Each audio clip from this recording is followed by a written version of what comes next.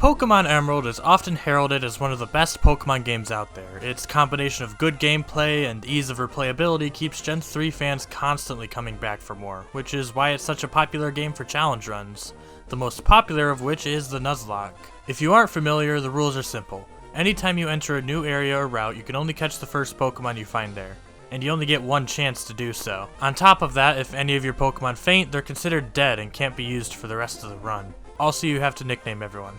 That's the most important part. Anyways, that's fun and all, but what if I threw randomizers into the mix? Randomizer is a mod that will randomize what Pokemon spawn where, meaning any Pokemon can spawn in tall grass, and trainers could have literally anything. Already this sounds like a fun time, right? Well, there's one other thing. I mean, you saw the title. I've never played Emerald before, or Ruby or Sapphire, or even the remakes for that matter.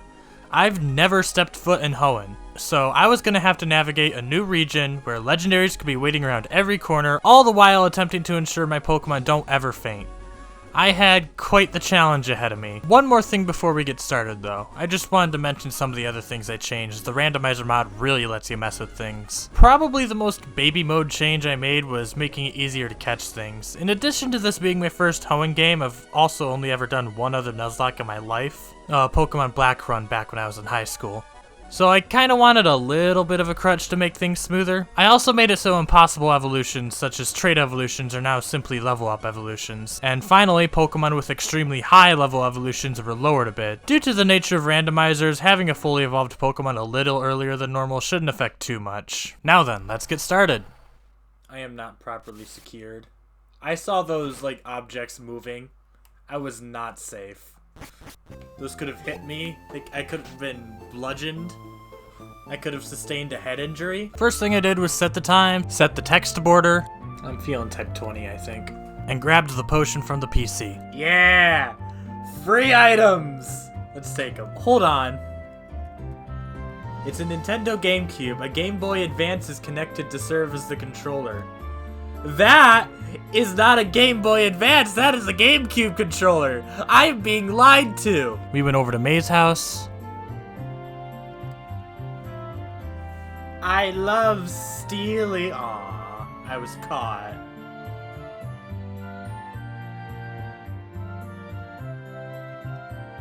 She was supposed to go help Dad catch some Pokemon, and she immediately starts gaming. Yo, what games you got? And then we went to go pick up our starter.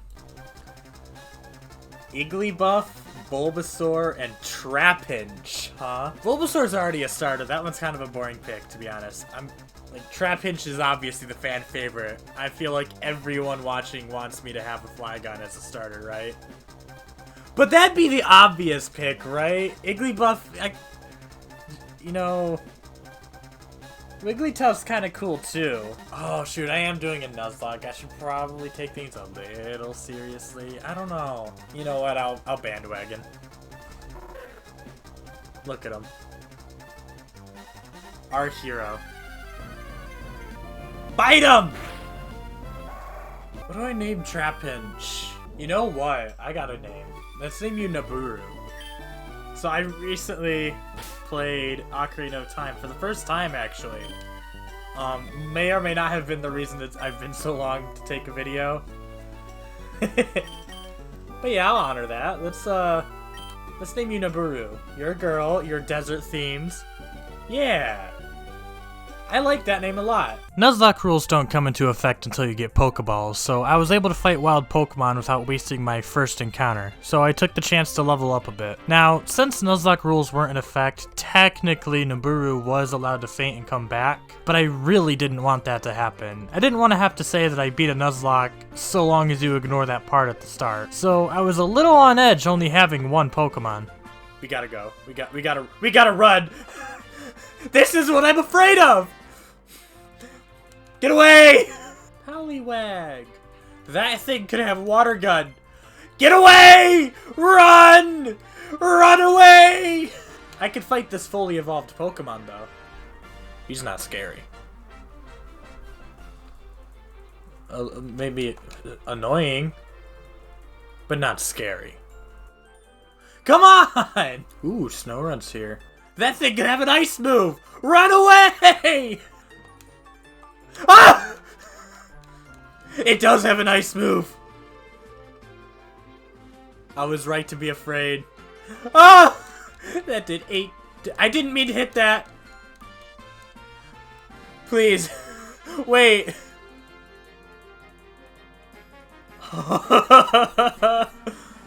Okay. Bite. We can take one more. We live on one. We live on one. Or 3. What the heck? Are you kidding me? On Route 1! On Route 1! I have a potion. I picked up the potion. We have to run, right? Like, I know it says we can't, but like there's always a chance. I feel like I'm more likely to escape than I am to get unfrozen. Yeah, there we go. That's terrifying! I can't believe that happened! Okay. We're here again. Like, I know I'm not going to save Scum, but like just having a save here makes me feel safer. It's like a safety ritual, you know? Like OSHA. Anyways, we found May and had our first battle with her. We chose Trapinch and she chose Bulbasaur. The type disadvantage kind of sucks, but the game's already balanced around your rival having a type advantage, so it's not a big deal. After biting her a couple times, we finally got her Pokedex and some Pokeballs. Hooray. It was time to start building a team. Route 101 gave me Poliwag. You know, I'm not going to try and make this a theme or anything, but I've also been playing the original Animal Crossing recently, and Lily is a frog in that game. And, yeah, we'll just call you Lily. Route 102 gave me Ampharos. Ampharos! I love Ampharos. Come on, please! I can't fail this! Don't do this to me. Don't do this to me.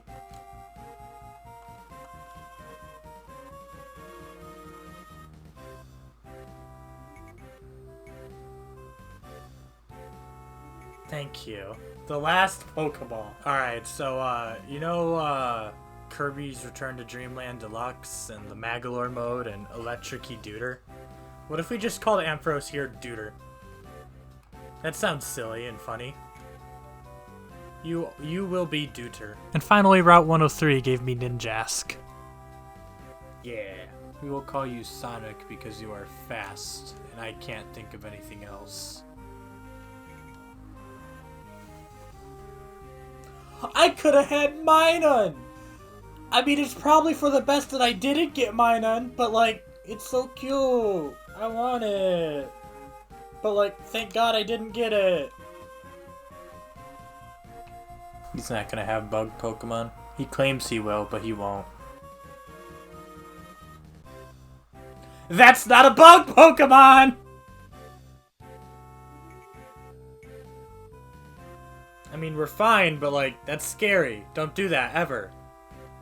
That's not nice. Item is called Orange Mail. Look inside. Brown. We met up with our dad, and also this lost child. I don't know. Wally! What will Wally do? Fight! Punch him, Wally! Anyways, Dad said we're too weak to fight him, so onward we go. On Route 104, we found Wailord. We already had Ampharos and Ninjask. Having a third fully evolved Pokemon would make my team pretty unstoppable for how early in the game we were, and oh, I killed it. Oops. Hey, let's take a moment to look at our team so far.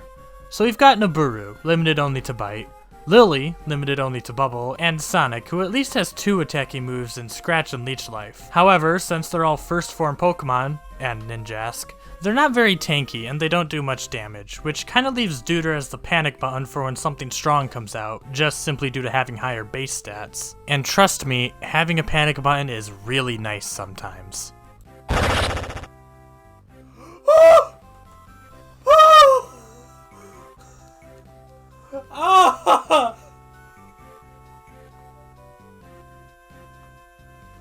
We're alive! Deuter, we need you. You're the only one capable of standing up to these things.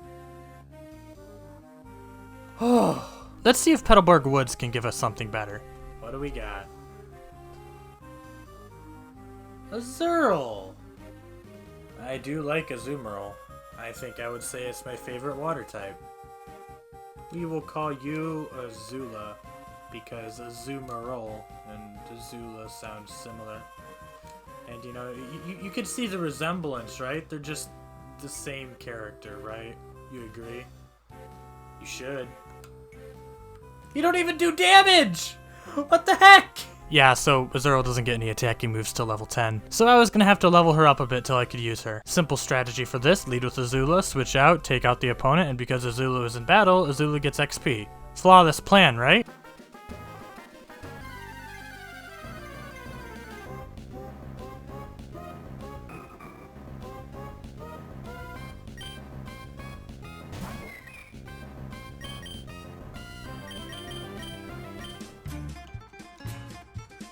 Uh-oh. Uh-oh. Oh, man. Come on, man. Say hello to Wynot, the pre-evolution to Wobbuffet.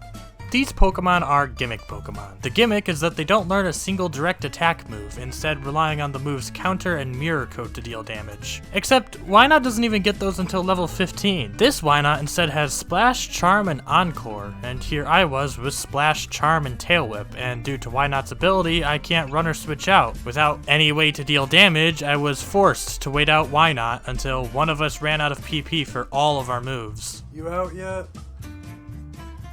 One more, I think. One more? I think you're good. Yes! Okay, we win! Why does that do so little recoil? Why does it look like I'm taking more damage? That's not how that move's supposed to work. And do I still lose? I still lose. Are you kidding me? I do have a potion, but, like, still, come on. I shouldn't have to use a potion. Oh!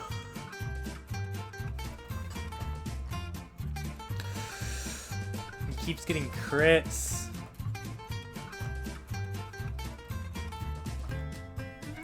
I need you to die already. Why are you taking such little recoil? Come on. I'm free. That much XP, that little. That's all I got. Lesson learned, Azula does not get front slot unless we are in the forest.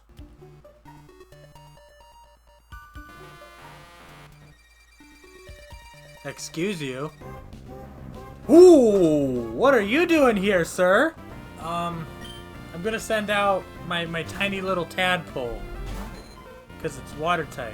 And, okay, we're good. That was a good switch. Woo! I think you only have explosion, too. I remember that one meme everyone throws around about the guy starting with a Reggie and a randomizer, and it only having explosion. So, yeah, this works. This works pretty well. Anyways, we got Azula to level 10, allowing her to finally deal damage with Bubble. We also meet our first Team Aqua Grunt. Guy! Evil! Evil! Yet another fully evolved Pokemon. Mantine's base 140 special defense and access to Supersonic and Bubble sure is scary. You have water moves. Oh my god. I didn't even consider that. I am a ground type, aren't I? But it's also 4 times weak to electric. Our Route 104 encounter was Loudred. There we go. You know, sometimes, like, you think of an idea, but you gotta, like, make it a name, and so you, like, kind of, you bounce around down a trail of ideas. Loudred is loud. Splatoon is known for loud music. One of the bands in Splatoon is called Yoko and the Gold Bazookas. Loudred's name is Bazooka. We already knew how scary Loudred could be, so getting one on our side was really nice. He's so rich! He's so rich he has an Eevee! They don't even make those anymore. Ah! Jump scare. Big jump scare. Uh-oh. I don't like this anymore. This joke isn't funny. Legendaries are a lot less scary when they're half your level. Anyways, I made it to Rustboro. I got HM Cup, but before challenging the gym, I went to Route 116 to get a quick encounter. Clefairy. A normal type, which I'm not really gonna need, but I guess that's who we get. You know, I think that one guy in Brilliant Diamond has it right. We're just gonna call you Kirby. Oh, you have a charcoal? Randomized items are funny. It was time to take on our first gym. She led with a familiar foe, and why not, but this time we had attacking moves. So while it was super slow, we could still whittle it down over time. You have a potion. This sucks! You better have a limited number of those, or I'm gonna cry. Okay, so it was incredibly slow, but I guess it wasn't as slow as PP stalling it. Anyways, next she sent out Poochyena. So I switched into Sonic and took it down with Leech Life. Onto her ace. Kingdra for the ace, huh? A sand attack from Poochyena and a couple of smoke screens made it so that I had to switch out if I wanted to hit anything. I switched into Bazooka, but still had to deal with 2 smoke screens before I could even get my first attack out. Once again, I switched out. This time into Deuter. I got lucky and Kingdra decided to go for Leer this time instead, letting me land a Thunder Wave and a Thunder Shock before smoke screens caught up to me. Switching back into Bazooka, not only did I get lucky with Paralysis, but since Paralysis cuts a Pokemon's speed by half, Bazooka now went first, letting me get a guaranteed hit with Uproar for massive damage. We get to hit an Uproar. That's a crit, wow. Yeah, that's not massive damage, huh? Kingdra was using Smokescreen again, and even worse, using Uproar locks you into it for a few turns, even if you miss. Meaning, I was just gonna have to wait and see what happened. With me out of options, Kingdra made her move. Now we're taking hits. And I just lost Bazooka. I think I just lost Bazooka. Paralysis. I need out. I need out. This is exactly what I was afraid of. Bazooka. There was so much promise for you. Ah, that's heartbreaking. Fortunately, Paralysis came in clutch and Kingdra stopped using Smokescreen, so Deuter was able to finish the job, giving us our first badge. Oh. Well, that's probably bad. Anyways, goodbye, Bazooka. Very dead. I guess we will be training Kirby. I gave Cut to Kirby since it's Stab, and I also gave Rock Tomb to Nibiru so we didn't only have Bite to rely on. So, anyways, here's the thing. Losing my first Pokemon was a stark reminder that, yeah, I am playing in Nuzlocke, and I could lose any one of my Pokemon at any point. And I had some good Pokemon, so that kinda scared me. So I went out to grind some levels, and in retrospect, I definitely overleveled myself a bit. In my defense, though, I had no way of knowing what the level curve of this game is like, and I ended up taking things a little too safely. With more levels came some new moves. Lily got Water Gun, Nibiru got Feint Attack, though at the time I confused it with Nightshade, so it took a while before I actually started using it. But the big winner was Azula, who learned Slam. Not only was this move Stab, but it's a physical attack, meaning it gets boosted by huge power. Azula now did some pretty good damage, out-damaging even Bubble when it was super effective. I just hope losing Stab when we inevitably evolve isn't a big deal. Finally content with my levels, I moved on towards Rusturf Tunnel. That thing's gonna explode. I know this. This is knowledge that I have obtained throughout my travels. Gotta get our bomb squad out here. Oh, no, it does have Rock Throw. Okay. It doesn't have to explode. It just probably will eventually. Or not. Maybe we just kill it. Alright. Yeah. Cool. Yippee. At Rusturf Tunnel, I found Larvitar. Oh no. I'm bad at names, but Trenches, Tyranitar, it kind of sounds like Trenches. That's a name. Yeah. Saved Pico and got back the stolen goods from an Aqua Grunt. You know, if I were a bad guy who had stolen stuff and got defeated in battle, I just wouldn't give it back. I would just maybe not do that, just run away. I could probably hold on to it a little longer. Force the 10-year-old to commit murder, right? Like, that's going to be a little more difficult for him. I feel like you could, you know, run away a little longer. After returning the goods, they hired me on the spot. Shipyard and Slateport. Alright. I've been given a job. Do I get paid? What's pay like?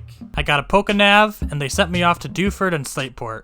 The only way there was to get a ride from Mr. Briny, who will definitely help since I saved Pico, so off we go. Oh, you're here. Hold on. Okay, we gotta fight. We got a big fight.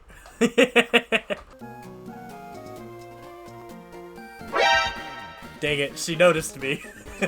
May led with Persian, which would be annoyingly fast if I didn't have the second fastest Pokemon in the series.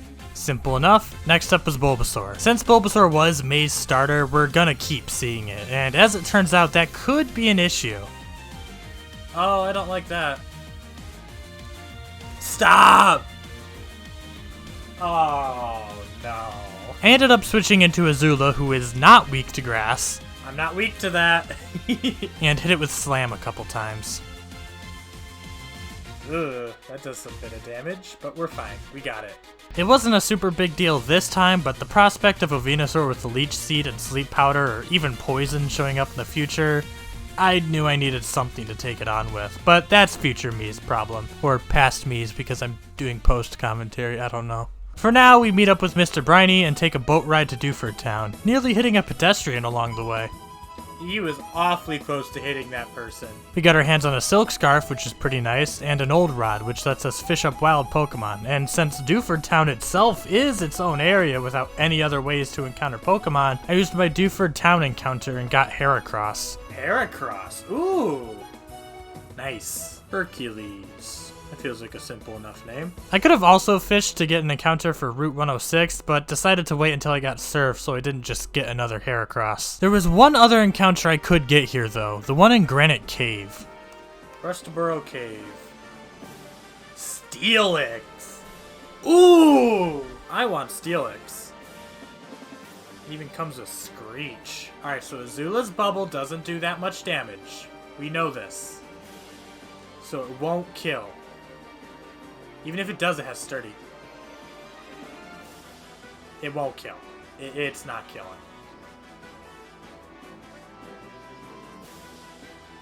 Oh, it crit. That's terrifying.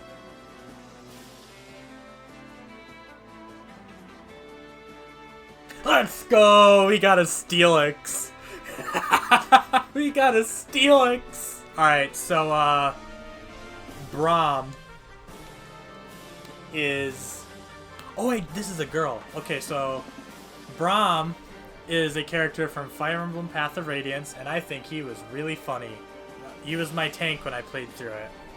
But this one's a girl. So we're gonna go with Braum's daughter, Meg, who is also one of the greatest characters, in my opinion. Steelix not only has the second highest defense stat in the game, only losing to Shuckle, but a great defensive typing, and more importantly, I really like it. I think it's cool. Probably my favorite ground type, up there for my favorite steel type. I'm really happy I got Steelix. I ended up benching Lily to put Meg on the team, although I did need to level her up a little. Since Heracross doesn't have any fighting type moves yet, I used the Old Rod to train Meg, giving her not only Screech and Tackle, but Bind and Rock Throw. Rock Throw! We have a rock move! We are not a rock type, but we do have a rock move! I was set to finish exploring Granite Cave, but since I was given Flash and couldn't use it yet, I figured it'd be smarter to take on the gym first. Sure would be nice to have a grass type, by the way. Ah, whatever, let's just get to the good part. Brawly led with Heracross. I switched into Deuter and dealt a bit of damage, but after getting put to half health by Horn Attack, I decided to switch back out into Meg, hoping that Heracross still didn't have any fighting moves, and lucky me, looks like it didn't. He definitely would have used it there if he had it. With only Horn Attack, Heracross really couldn't do anything to us, and Meg took down the first opponent. Next was Rapidash. I switched into Nibiru to use Rock Tomb, but it was still fairly close, even with me using a potion.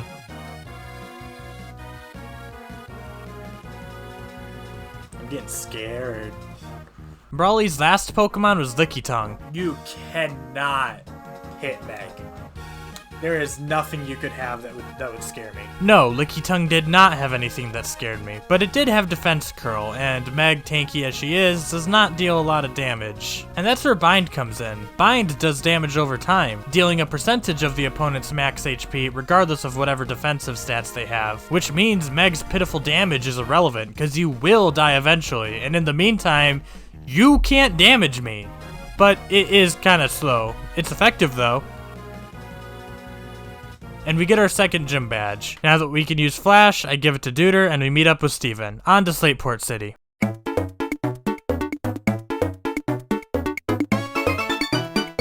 I found soft sand, which would be great for my 2 ground types, if they ever learn any ground moves. Oh, I think I just got hit by a double battle. Oh, not from where I thought, though.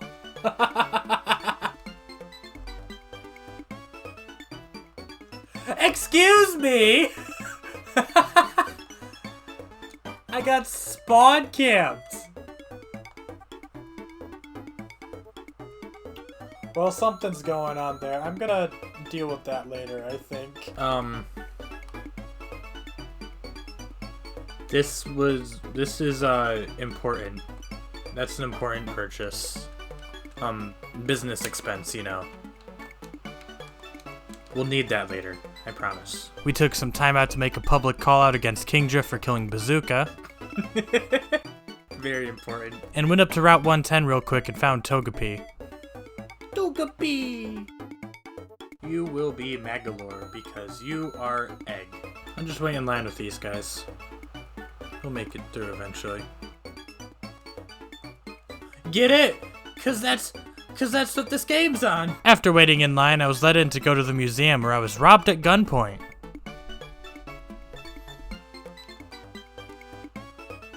Oh. Okay, I get stuff. I love causing PTSD and jobless teens up to no good. Thief. Okay, I get the joke. Bad guys doing nefarious deeds. Type advantage.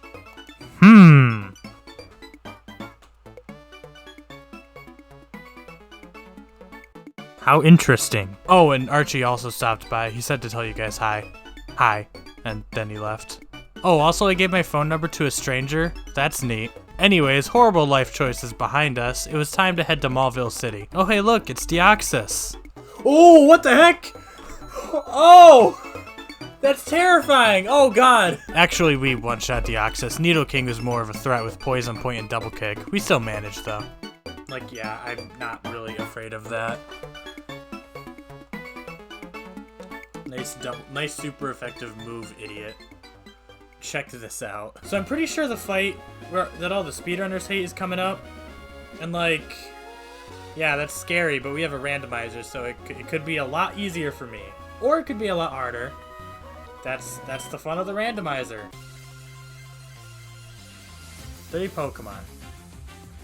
What a lead! Oh my god! And it's level 18. So yeah, the fight was harder than normal. I led with Sonic, which meant I did technically have type advantage, so I went for a Leech Life. It didn't do much. Mew went for Transform though. Wait. Sonic only has Bug and Normal moves. And is 4 times weak to Rock.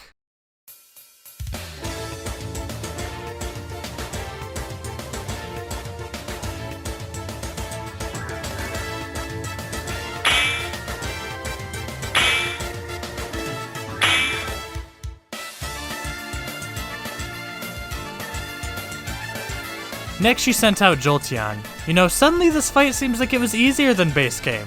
Although, repeated sand attacks did mean I had to switch out to my other fully immune to electric attacks Pokemon. Then came Ivysaur. Wait, shoot, I don't have a counter for that yet. Sure enough, here comes a Leech Seed, Sleep Powder. I switch into Duder and land a Thunder Wave and hit a couple tackles before getting hit by Sleep Powder.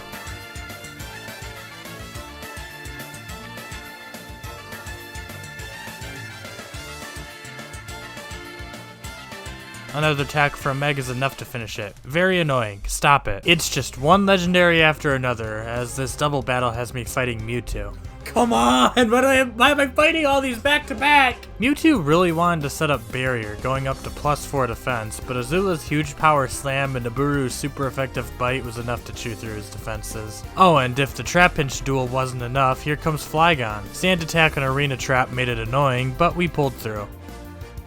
And Azula even got Water Gun out of it. Slam still does more damage, by the way. Speaking of new moves, Sonic got Fury Cutter and Screech, and Kirby got Minimize. Hey, we made it to Mauville City.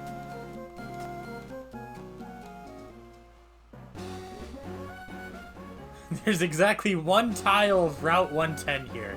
Very important information, by the way. That lost child showed up again and challenged me to a battle. And hey, have you noticed a theme recently? Good thing Megward's a psychic. Bad thing that Bind keeps missing, and Confusion keeps confusing. I end up switching into Duder for the last hit, but end up getting confused and hitting myself twice. So I switch into Nibiru, who finally lands a bite to take out Celebi.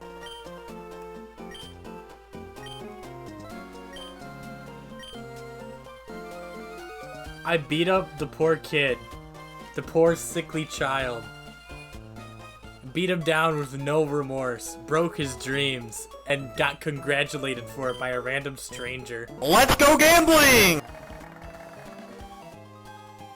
Aw, dang it. The joke doesn't work if I win. We picked up Rock Smash and a bike. I picked the Acro Bike because it can do this.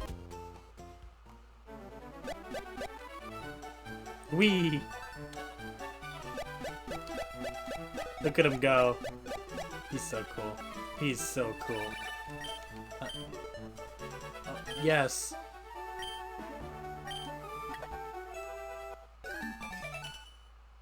Anyways. Woohoo! Yippee! Yay! I went to check out Route 111 and 118, but got blocked by rocks I couldn't smash and water I couldn't surf, and neither of them had any tall grass I could get an encounter off of, which means all I can do is take on the gym for now. You know, this isn't really much of a puzzle, is it? Watson's first Pokemon was Cubone. I led with Kirby, hoping to make use of his newly learned Minimize, but I wasn't having any luck dodging and was still taking hits. And since Cubone had used Leer earlier, those hits were hurting. I gave in to sunk cost fallacy and toughed it out though. And while it was close, Kirby managed to pull through. Okay, give me a 3 count. I really need this. Thank you. Okay. I was smart enough to switch out against Nidorina though. Meg got some good damage off, but the double kicks were adding up. I healed and then switched into Sonic, who was able to land a scratch. Paris was next. So, Fury Cutter gets stronger the more times you use it, right? So I decided to try and build it up against Paris, but got paralyzed, which reset my counter. Leech Life works though.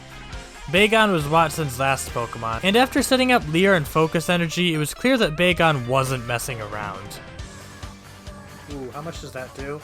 A lot is what that does. But Headbutt is a normal type move, so base 200 defense steel type go burr. There we go. And now we have the Dynamo badge, and TM34 Shockwave, which not only has an extra 20 base power compared to Duder's Thunder Shock, but also never misses. Seems like an easy enough choice. And while we're here, I gave Rock Smash to Azula. Hey, we never checked out Route 117, which happens to have a daycare. Idea, put 2 Pokemon we aren't using right now into the daycare so that they gain levels in the background, so that if we ever need them in the future, they'll already be leveled up. Have fun, Trenches and Hercules. Oh yeah, and we can also get an encounter on Route 117, and we get Sandslash. Nice. You know, this is a rodent who curls up into a spiky ball, but unfortunately I've already used the name Sonic, so... shoot. We will call you Mr. Rossetti. I just literally went through my Twitter and just looked like, what have I done that's cool recently that I could turn into a name? And, you know, that guy, he digs in the ground. He is a rodent. Bad news, guys. Okay, the mister's gotta go. Bad news, he's no longer married. Aw, I wish I got Chikorita. I wish I caught that. I need a grass type. Oh man, I wish I got that. That's not a bug. I was lied to. That's not a bug. I can Rock Tomb it though, right? Yeah. Not that scary. It's okay. We're fine. Yeah. At long last, I clicked Feint Attack and learned that I was misremembering what it did this whole time. I thought that move did set damage. Wait, does that move actually do normal damage? If I had a dark type, oh no, Feint Attack's dark type. I already have Bite. It doesn't matter. Feint Attack just always hits, right? Okay, fine. And Nibiru learned Sand Tomb. A ground move! Finally, we get Stab! It's Sand Tomb, but it's Stab. Hey, it's Verdanturf Town. That lost child lives here now.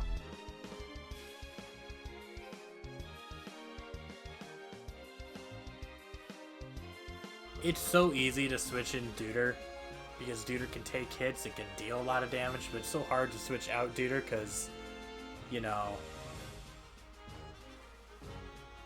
why would I? Which, like, doesn't sound like an issue, and it's kind of not, but, like, you know, Deuter is kind of high level. I kind of need to level up other people a little bit.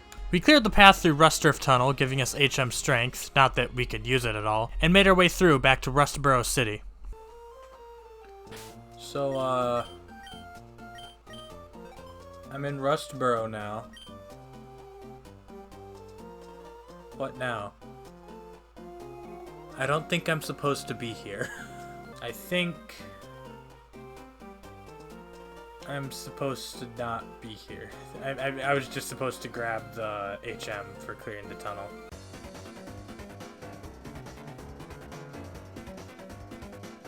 If you wanted to know how weak Azula is with special attacks, Water Gun 3 shots a level 7 Viper. 3 shots. Even though I'm still gonna have to deal with water being special, just having the extra stab, I think I could sacrifice a little bit of slam damage to get that stab water gun. Oh, you're evolving! I was just talking about that! Well, there we go. The water stab. Don't you evolve at, like, level 26? Aren't you about to evolve again? Let's smash those rocks we couldn't get past earlier. I found these news reporters who wanted to interview me after I beat them. Interview? Give me shocking. Where's shocking? Because, like, I killed him with shockwave? Yeah, like, I think of an idea for what, like, I genuinely think of a good idea for what I would answer here. And it's just not here. It never is. That's such a good one. Oh my god. That's such a good one. How do you feel about beating us? Yup. Yup.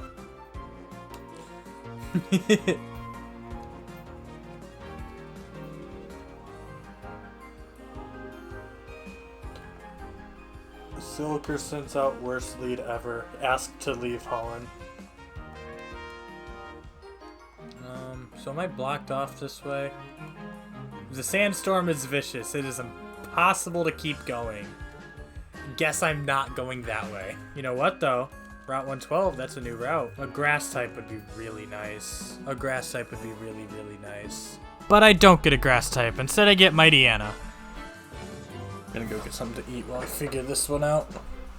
It's the hardest part of catching a new Pokemon. I can't ever think of names. Screw it. Another Fire Emblem name. Not a character I particularly like, but Nyla is like the Queen of the Wolves in Radiant Dawn, so I feel like it's fitting. Hey look! It's Team Magma! Going through Fiery Path gets us another encounter. Dratini! Wait. No, okay. It looked a little purple. Any chance you'll just catch it that? Because I don't know how I'm going to hit you any later than cut. Thank you. Oh, I know. Hey, let me dive into my pool of Fire Emblem names real quick. You see this thing? You see Faye? That's an amazing dragon design. And I really like that dragon design. I think Faye is adorable. And we have a female dragon here, and hey, what do you know, that works. Dragonite's even the same kind of like squishy huggableness, you know? So at level 27, Deuter learns Cotton Spore, and I unfortunately mistook Cotton Spore, a mediocre move, for Cotton Guard, a really good move. Not noticing the difference, I got rid of Thunder Wave. Oh well, at least we have Static. Oh, and that thing I said about Meryl evolving soon was true. We made it to Route 113, which gave us Quilava. Oh my god, that's a fire type. That can counter Maze Venusaur. I hit it with Cut for half its health. I wasn't going to be able to hit it again without killing it, so I tried my luck with a Pokeball. No? Okay. Just when it looks like I was going to have to sit here forever, Kirby got burned. I'm burned. That halves my attack. A quick little safety switch into Deuter, and we even paralyzed it through Static, which made things much easier. It's generic, but I can't think of anything. We are calling you Cinders. So what's Water Gun do now? Hey look, it's a decent move! Sonic got Swords Dance. Looking back, it wasn't a great decision, but I got rid of Leech Life for it. Hey, it's been a while since we've had a scary trainer battle, huh? Magneton was able to confuse Nibiru, and after hitting herself, I decided it would be smarter to switch. Who to switch to, though? Well, Meg's never a bad choice.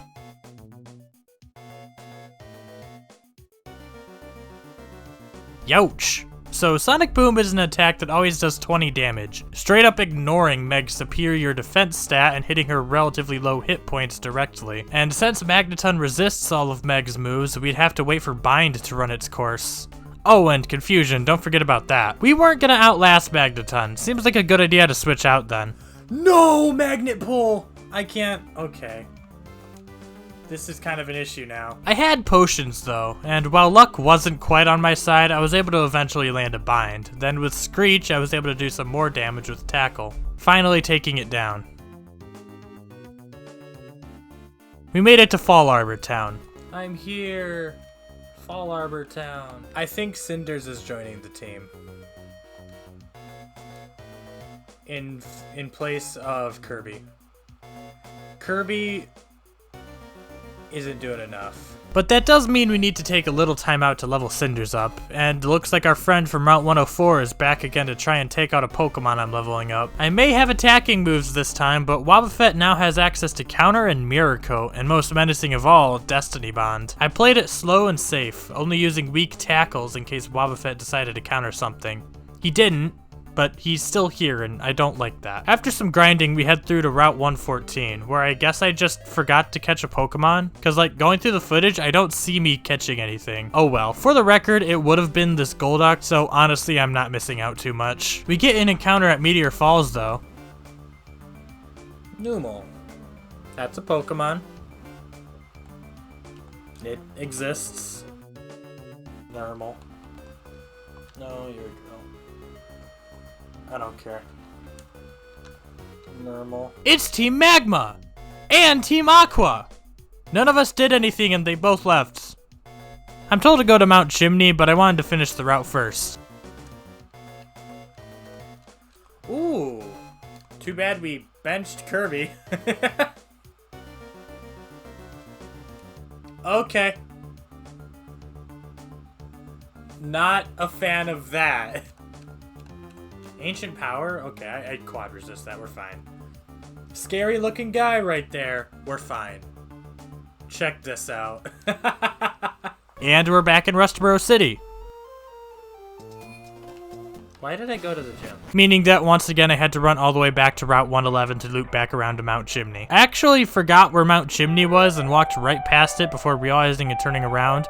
Real quick though, I switched up my bike for the mock bike so I can get up the slope on Route 111, and then didn't go to the slope on Route 111. Just wanted to let you know. Oh boy, I can't wait to go visit Mount Chimney. I sure hope there aren't two guys with dogs staring at each other right outside the entrance. Oh, well, that just ruins the whole trip. Thunder Punch. So, okay, Shockwave is guaranteed hit, but like an extra 15 base damage? You love to see it. Hey, Maxie, I think Tabitha here might secretly be with Team Aqua. He's got 2 Gyarados. They weren't scary because we have Thunder Punch, but he also had Shed Ninja. We can hit that though, so no big deal. And hey, looks like Nibiru finally evolved. 5 levels early because of that early level code, but ignore that, it's not important. What is important is that we now have our first fight against Maxie. He's got 3, leading with Deoxys. But having type advantage, Sonic was able to take it down pretty cleanly. Let's go. Swellow forced me to switch into Deuter. Maybe I should have kept Shockwave's guaranteed accuracy just in case. Never mind, never question me again, I never make mistakes. Except for that one mistake I made where I thought the one move was the other move. No defense drops. No, that's not how this works. Check this out. That's not the move I thought it was. That is not the move I thought it was. I can't believe I got rid of a move for that. I got rid of Thunder Wave for the speed drop? No, I thought that was Cotton Guard. Whatever. I'm sad now. We'll find a new move for you, don't worry. God, Thunder Wave's actually so freaking good. It's like one of the main utilities of electric types in Gen 3. We win! Maxie left his meteor thing here, so I just kind of took that with me. And I also got a cookie! I'm kind of gonna miss our little bitey boy. Like, yes, we're getting a very cool Pokemon. But, like, there was something about... that was just... He was just a little guy. Or a little girl. She had no thoughts. Now she has thoughts, which, like, good for her, but it's a lot less cute. Making our way down through Jagged Path lets us pick up another encounter. Jagged Path. Wailord! This time we got it. He is as big as a boat, and so he will be named Captain. After all that, we finally made it to Lava Ridge Town. So this lady here gives you an egg, and I'm pretty sure Nuzlocke rules let me use gift Pokemon, so I took it. Seeing as I wasn't gonna haul it around with me, I decided to take the time to hatch it right then and there.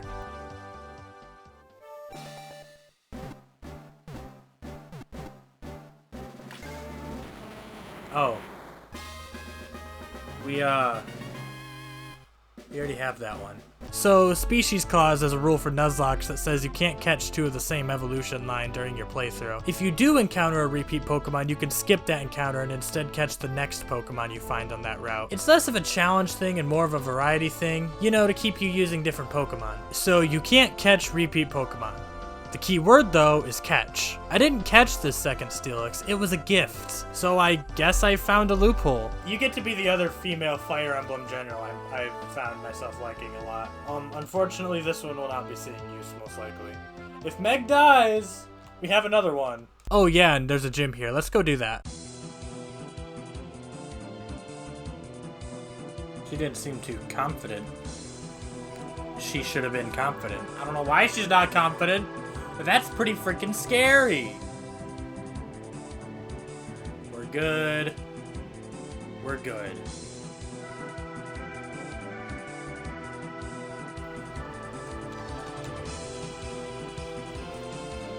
You have Poison Point, don't you?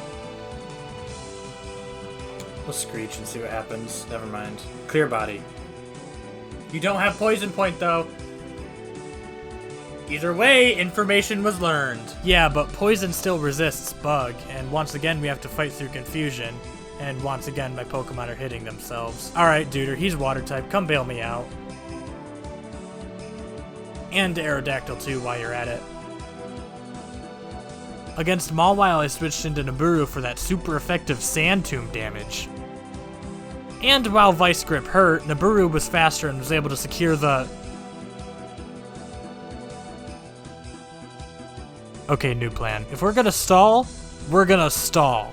And while doing small amounts of chip damage over time meant that we had to sit through another Hyper Potion, all that really meant is that she wouldn't have any more for her last Pokemon. After a long stall battle, Mawile falls, and out comes Latios. You know, suddenly sitting through all that stall to burn Flannery's healing option seems like it was worth it, you know? Meg does resist Psychic and Dragon, so I stayed in and went for a Screech.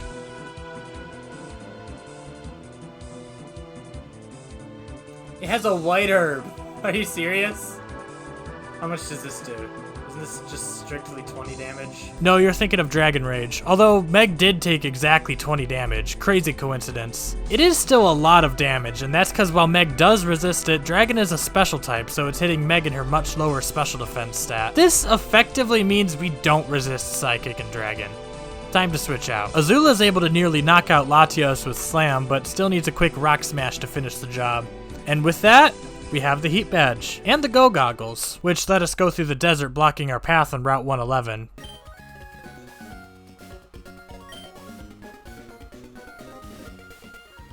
I'm gonna go beat up your dad. Bye! Before we head to the desert, though, I went up to Route 113 to get some soot so I could get the Blue Flute, which acts as a replacement for Awakenings. We should probably give Strength to someone now that we can use it. And as it turns out, Strength is just Slam but without the chance to miss. Easy choice. Now I can move those boulders in Fiery Path, where I found Toxic. Just an important thing for later. Onto the desert. So while recording, I figured that the desert counted as its own area, because like, it clearly is its own area, but according to the game, it's still a part of Route 111. So while I did go for an encounter here, I'm not sure if it was entirely legal. Not that it matters though, cause... Oh, I guess we're not catching this one. Never mind. We don't get Fortress. There's also Mirage Tower here, where we find Ghastly. Hey, you're not gonna die to this rock tomb now, are you?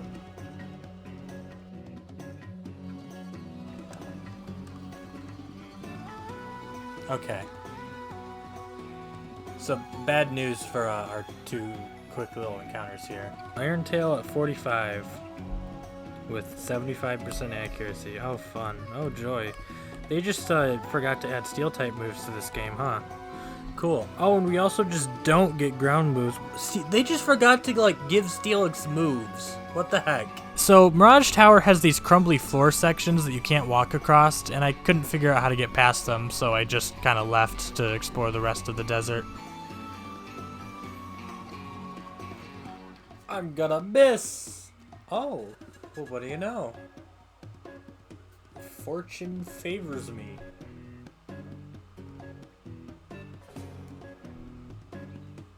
It don't matter if I miss this next storm.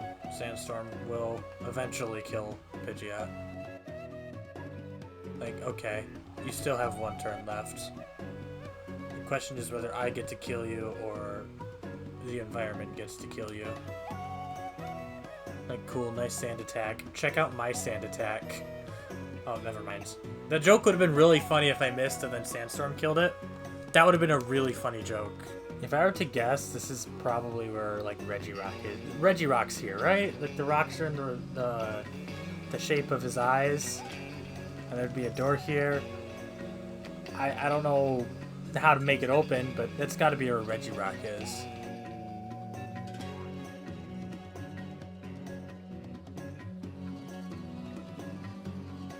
Well, I was close.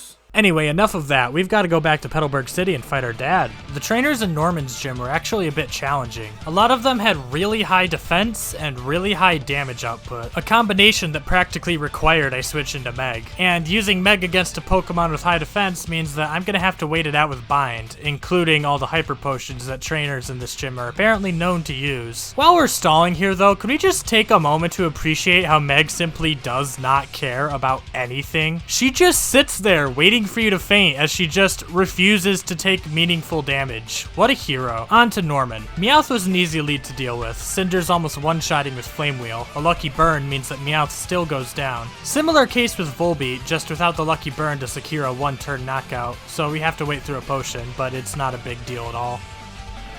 I'm worried Lickitung might have rollout, so I switch into Meg, because we definitely need more stalling.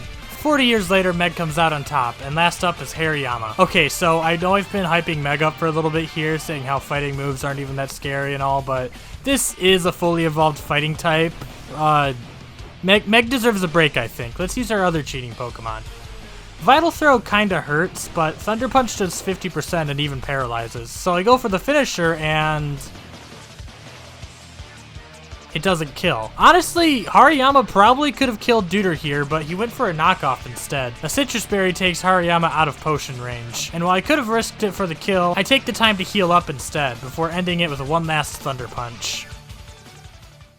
We have the Balance Badge, and then we're kidnapped and forcibly given the Surf HM, which Azula certainly appreciates as a better water move than Water Gun. And while we're in the TM's pocket, all that stalling made me realize something. Wouldn't that Toxic TM be so much better for chip damage than Bind? I do keep Bind as backup, instead getting rid of Tackle, as I still have Rock Throw as a direct damaging move. Hey, now that we have Surf, doesn't that mean we can find wild Pokemon in any body of water, including towns? Petalburg City encounter, what do we get? Ooh! Ooh! Like, I feel like the catch rate isn't gonna be high enough for me to, like, realistically catch this. But we're gonna try. We're gonna try our best.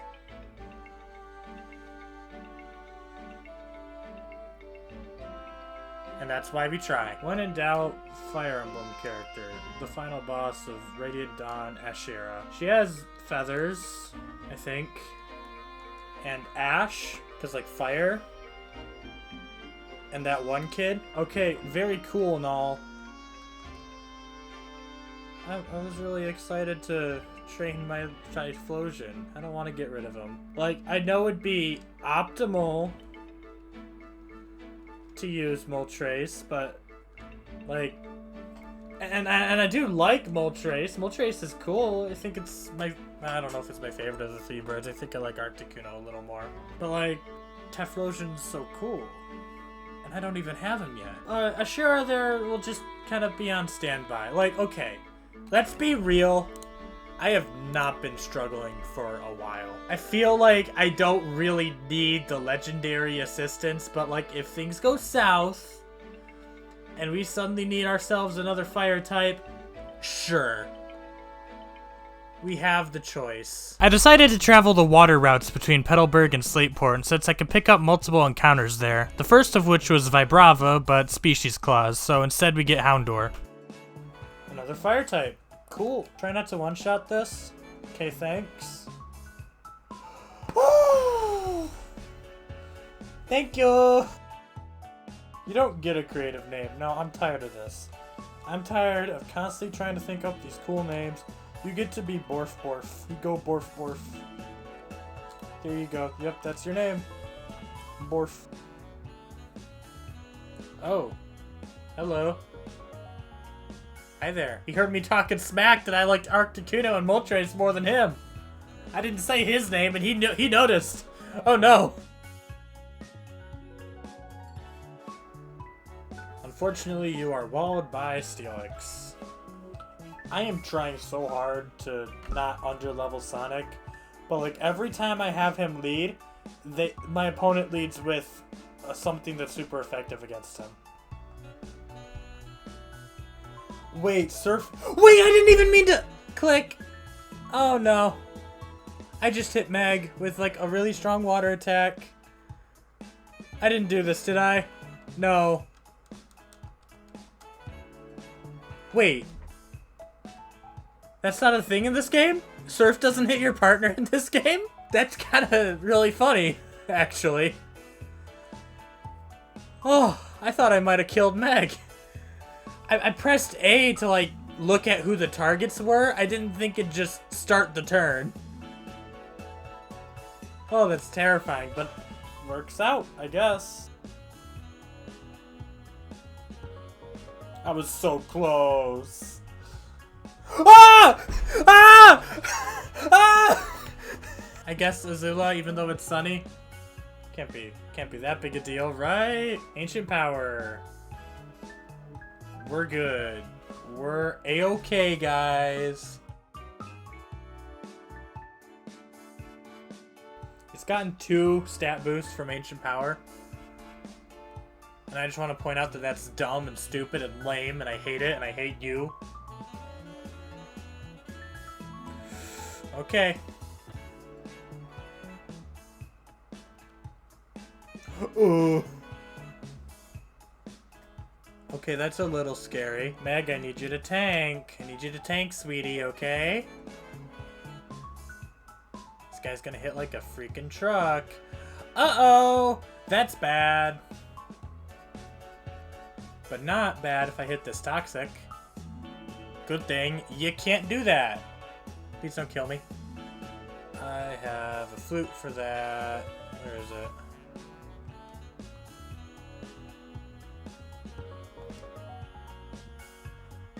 I hate it here. You just hit it with a bind. No? None of that? No? Nothing. There we go. Whew. 106. New encounter. Who do we get? Metachamp. Oh, I got a name. I need to remember the guy's name though. Camaro. He's the dancing guy from Majora's Mask.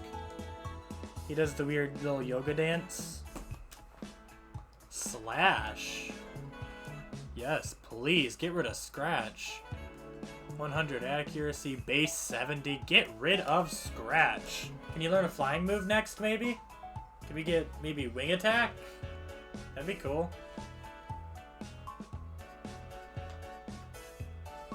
Man, I wish that was wing attack we just got.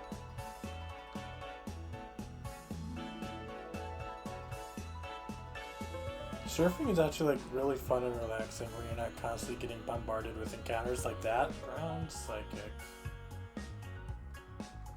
We'll try it. I know it has type advantage technically, but I'm tanky, so who cares? Besides, I'm pretty sure Claydol's a special attacker. Or that. That works too. Wait, is that a new route? Oh, this would be our first encounter then. Golem. Sturdy's a thing, right?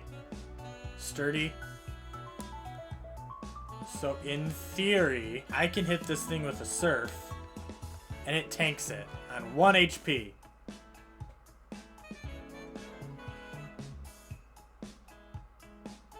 So it didn't have sturdy. Crunch. May lower special defense? What? Oh, his bite's Dark's physical. No, Dark's special, because Umbreon exists. Oh my god, Dark is Bite is a special attack. Rock. Moving on. Abandoned ship. What is this? Like, I vaguely remember the name, but I thought this was like a late game area, and I didn't think there'd be people here. Yeah, I don't know. Why are you here? Why are there so many people in this abandoned shipwreck? Like, this isn't a tourist attraction. This is just an honest shipwreck. No safety, no, like, supports. People are just here and, hopefully not dying. There's this one section where we'll need to come back with Dive, but other than that, there's nothing really important here. Route 109 gives us Lairon. He's 2 levels above me. Hold on. How did this happen? Nice. Alright, I know he's, like, armored in metal, and it'd be really easy to, but I'm gonna challenge myself and not name him after a Fire Emblem Knight. I've got bad news. I can't think of a name that isn't a Fire Emblem Knight. I just can't think of another name. It's too perfect for him because, you know, steel clad, defensive. And then we make it to our destination. I think we're here. Yep, this is Dewford. Slateport. That one. And hey, since we're passing through Cycling Road and I have the mock bike, I might as well give the no collisions challenge a go. Bad news, guys. Bad news, guys. Bad news, guys. Bad news, guys. Bad news, guys.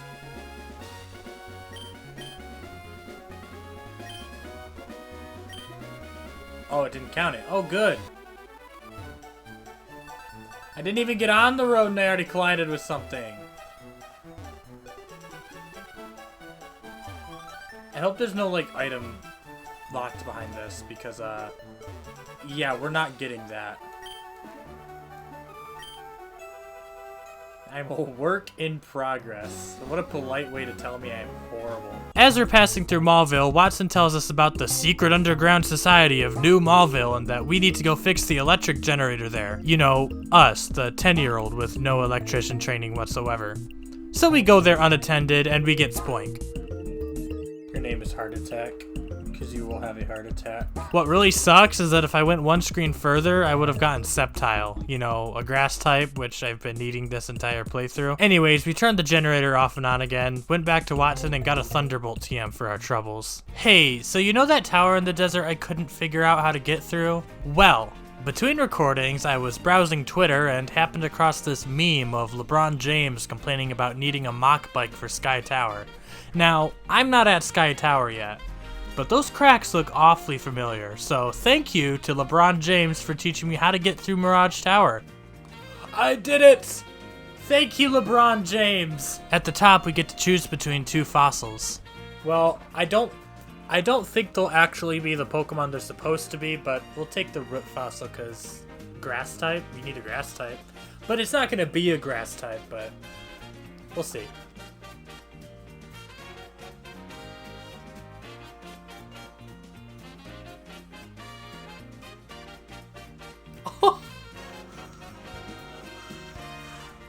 Adarith is dead! Adarith! Metalrith is dead! I walked all the way back to Rustboro City again to see what we got, although I got lost and found the EXP share instead. Oh! That's a nice item to have. After eventually reviving the fossil, we got the ancient Pokemon Curlia. You know, it's green, but it's not quite the grass type I was hoping for. I'm gonna call you Zelda. It feels a little simple, but Zelda. I think it fits. It's time to cross Route 118 into what's effectively the second half of the region. We even get a good rod to mark the occasion. Whoa, hello. Steven jump scare. Oh, we should also probably grab an encounter here too while we're at it. Shuckle! Big Shucks! Welcome aboard, Big Shucks. We can take a peek at Route 123, but we can't get an encounter there, so we move on to Route 119. 119, what do we get? Murkrow. There's no Honchkrow in this game, is there? Oh. Yeah, there's definitely no Honchkrow in this game. Maybe you don't get one shot and I waste a Pokeball. I would have been okay with him getting one shot, honestly. Like, it really wouldn't have been a big deal. Nerd. You're not much else. I'm sorry. You don't evolve in this game.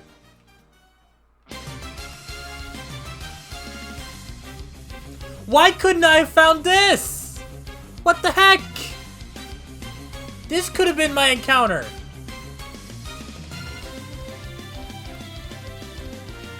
Or this. I could have found this too.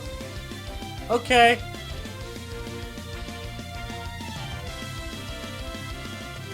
What the heck? I got Murkrow on this route. I got Murkrow. That's what I found. You're saying I could have had any of those, but you gave me Murkrow? Okay, but in between all the complaining, Nabooru got Dragon Breath. That's pretty cool. Team Aqua's taken over the Weather Institute. Whatever shall we do? There's a PC here? Oh, I bet I could heal. Yeah. My favorite part of raiding an occupied building full of terrorists is when they let me sleep in the bed. Ooh, I don't like this matchup. Water ground. Ah, I hate water ground. Water ground really, I really struggle with that. Be great if we had a grass type, right? Oh. I'm just gonna lower your attack then, actually. I don't mess around with mine. I will wait that out. I have patience. There was also a Lugia, but like, come on, I can only get jump scared by a legendary and still win against it so many times before it gets old, right? Water type detected. Deuter kill.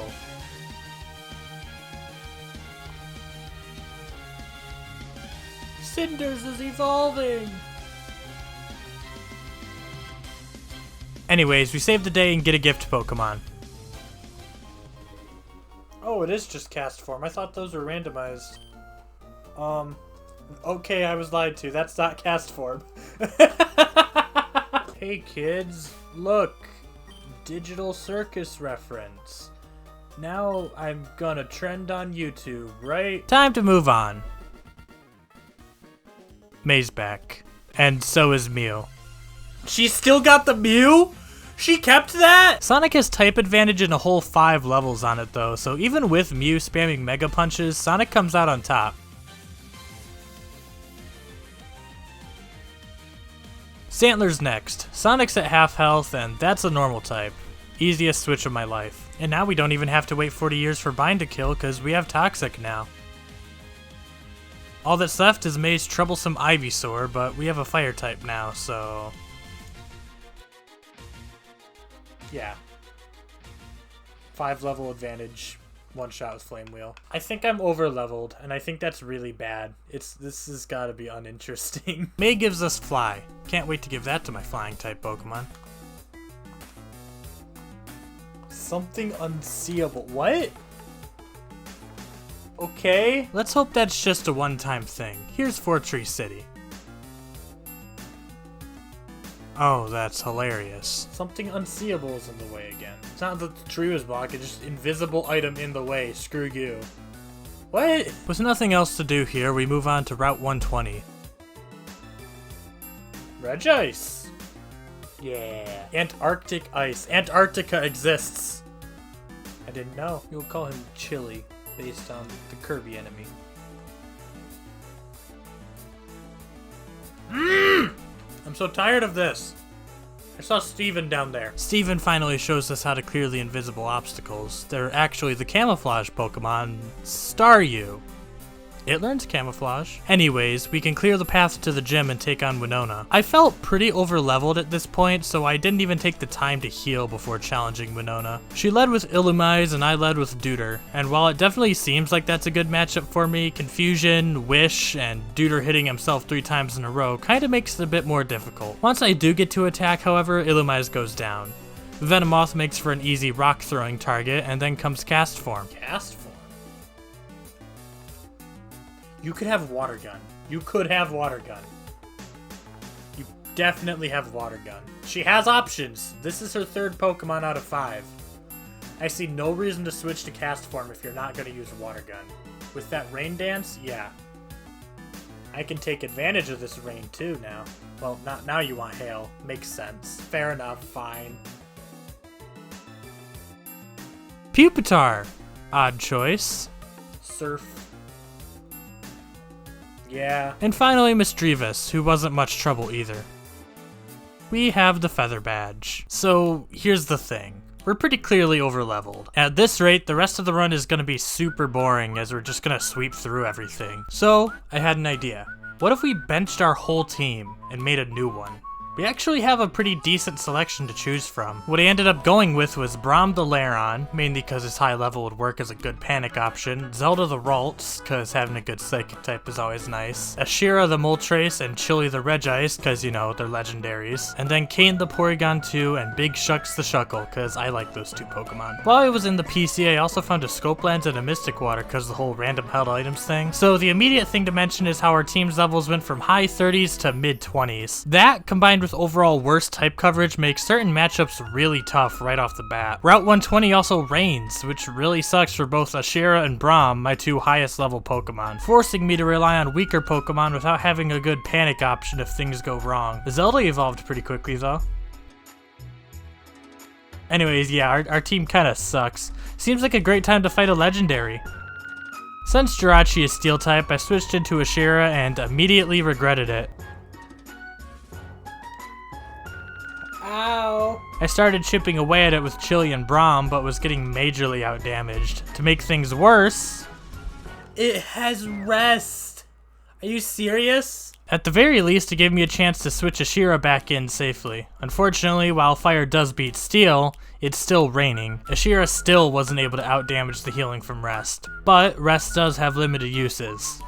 I had to wait out 10 rests. But eventually, Jirachi ran out. It apparently wanted to end the battle as much as I did, because afterwards it just spammed refresh of all things. I think I miss my old party. You're a special attacker.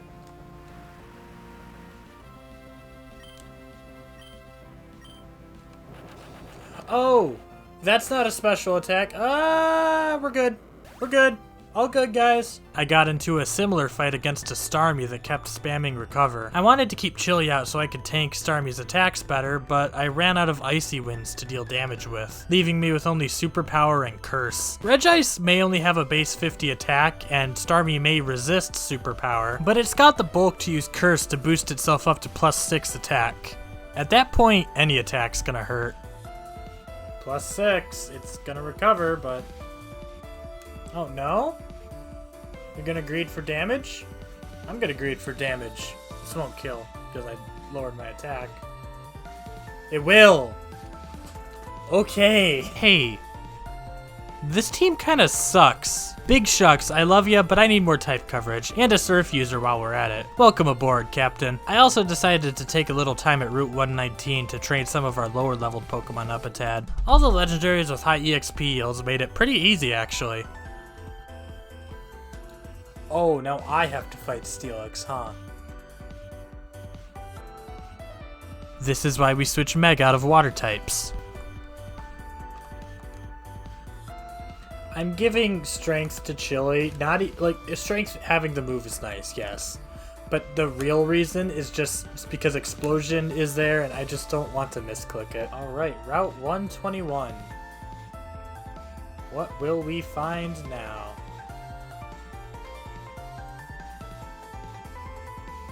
Nidorino.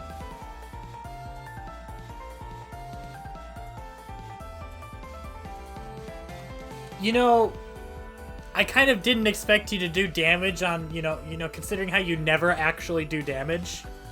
You haven't once done that. This whole time. Nope, never once, but that time specifically, sure.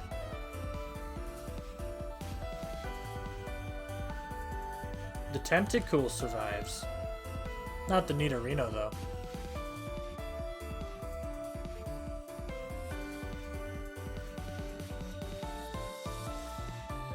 She can't fight anything, except for that one Nidorino I could have caught. She can fight that one. There's a good move.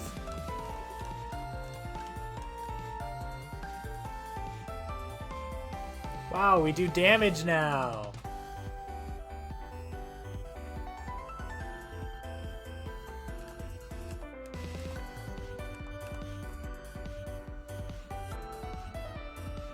It's kind of messed up that I can effectively just spawn camp in this game. Like, what was Diglett supposed to do? And now it's a 2v1. I love how tiny Wailord looks. It's supposed to be this giant whale, and it just looks so tiny.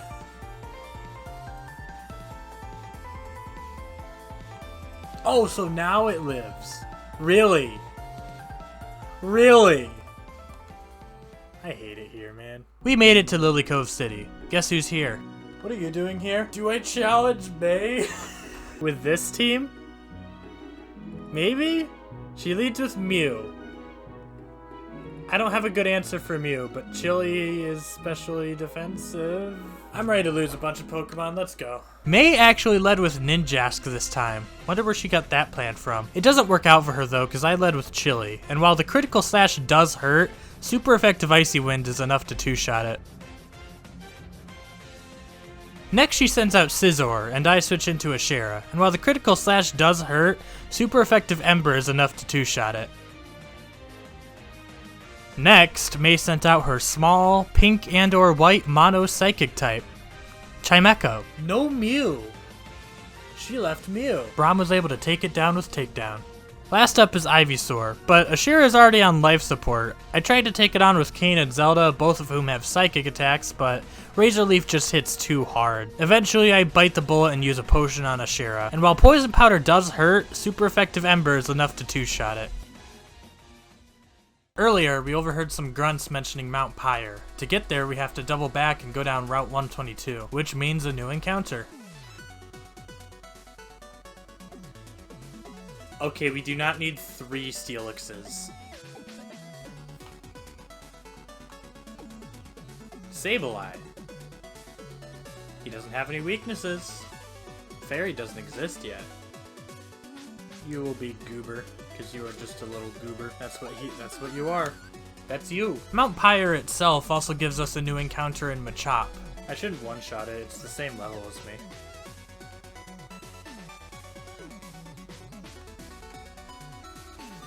I mean, this'll hurt. It'll hurt a lot! Okay. Call him Choppa, because Machop. Except if he evolves, then that wouldn't work. God, I wish I had a grass type. Having struggled with so many water types, I realized I could give Thunderbolt to Kane.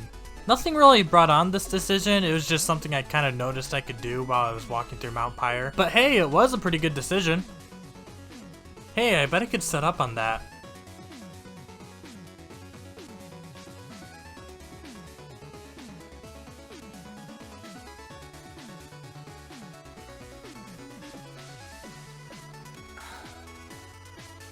I'm gonna kill myself real quick. I'm +6. You resist, but like, eh. Like, I set up 6 Calm Minds. I have to try and do something. I just have to. Well, okay. Yeah, we're fine. And just like that, any sense of suspense, instantly gone. The suspense is back. Oh no. Oh no, wait. No, that doesn't work? Zelda does have counterplay though. She can freely set up Calm Mind and hit it with a powered up Psychic. That was supposed to kill, I'm +2 now.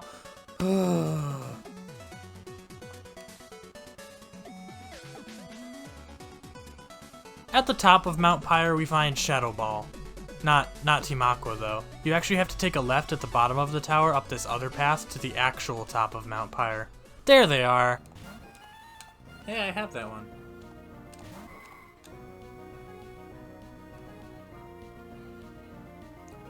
Wow.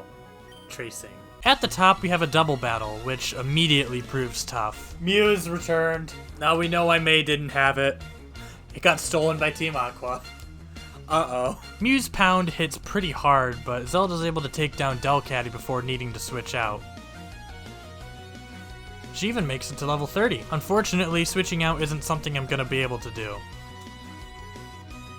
Shadow Tag! Oh no!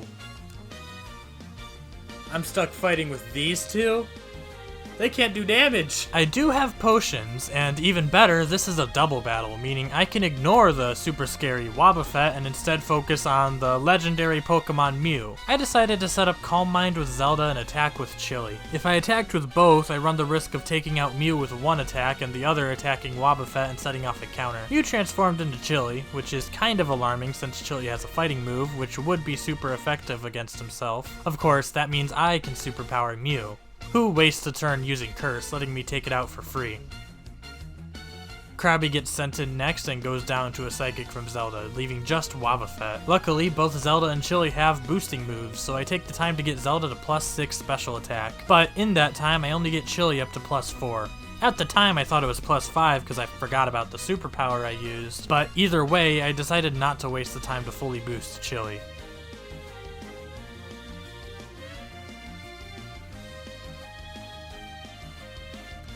Don't Mirror Coat. Or, oh, we use Strength. No! Yeah, that Zelda's dead. Zelda just reached level 32. I'm so sad. You know what the heartbreaking part is? I wasn't +6, I was +5. I got greedy. I wanted to kill him early. Had I waited one more turn, Zelda would be alive. That is entirely on me. One more hit wins the fight, but I'm not happy about it. It's been a while, but we've lost our second Pokemon, and it's completely my fault. Congratulations! It's, I'm sorry. It doesn't feel right to allow that to happen. Maxie already had the blue orb, and Archie leaves with the red orb. Why did we even come here? We didn't even stop anything, and Zelda's dead. I get the the magma emblem though, so I guess it was all worth it. Well, at the very least, I was thinking of using Shadow Ball on Curlia. I'm glad I didn't. Because, didn't last. Man, that was the fight that she was gonna evolve. I'm upset about that. Regardless, we need a replacement. Don't we have someone in the daycare? Hold on, I think we left someone in the daycare, didn't we? However, the daycare is all the way on Route 117, and while I could use Fly kinda sucks as a move and I don't want to waste a moveset on it, so I'm just gonna walk. The quickest way is down through Route 123, so I head out with an empty slot. We checked out Route 123 earlier, but there wasn't any tall grass, so we're able to get an encounter here. Surskit. Your name is lowercase a. Since I left the slot open, he goes right into my party, and believe it or not, sees some use in battle. I was against Quillfish and Makuhita. I decided that Quillfish probably wasn't much of a threat to Ashira, but I needed to send out a second Pokemon. Both Chili and Kane had to worry about Makuhita, so I sent out Surskit because he resists both fighting and water. He didn't do much, simply spamming Sweet Scent in an attempt to combat Quillfish's Minimize spam, but while Minimize raises evasiveness by 2, Sweet Scent only lowers it by 1, so Quillfish was still able to max out his evasion. We still hit it anyways. Oh, I hit it on +6. Wow. didn't kill, so we have to hit it again, but this time it's only +5 evasion. So, you know, it's basically a guaranteed hit. I hit it twice! Even did a little bit of damage at the end. Give a round of applause for our guest here tonight, everybody. You did great, At the daycare, we have Hercules the Heracross and Trenches the Larvitar. I decided to take Hercules with me, leaving Goober the Sableye in his place. Fighting's a strong offensive typing that'll give us a lot more coverage. While we did lose our Psychic type, Kane still has Psybeam if we really need that.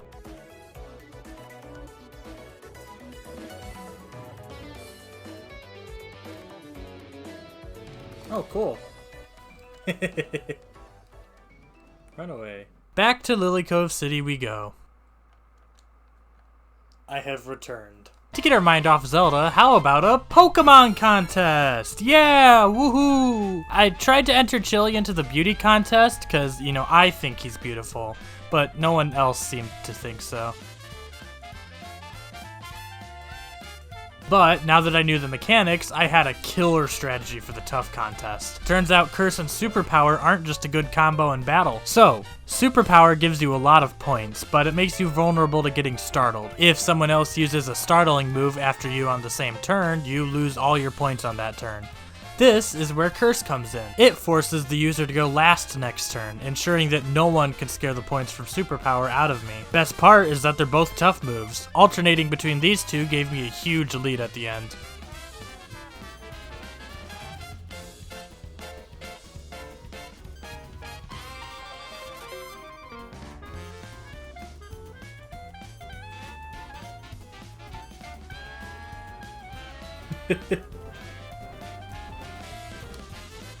Cannot get tougher than Chili. Anyways, I think Team Magma and Aqua were doing something. Hold on, let me go ask them. How you doing, folks? Mount Chimney. Alright, I guess we're heading to Mount Chimney. Mount Chimney is, once again, on the other side of the region. Having literally just crossed this entire region on foot twice, I decided to give Escher a fly this time. We don't need agility anyway.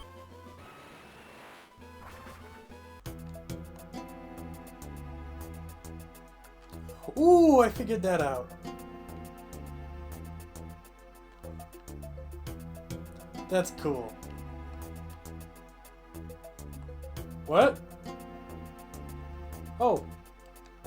Neato. Team Magma's hideout actually has wild encounters in it, meaning we can get another Pokemon. And guess who we finally found? Victory. A grass type! A grass type! Ooh, what about the Terraria boss, Plantera? That's kind of neat. I immediately turned around to put him on the team. I think I'm going to switch Braum out for him, actually. Because, like, Braum is really high level, and because of that, we actually haven't been using him. But I think that means we can get by without him. And hey, he performed really well.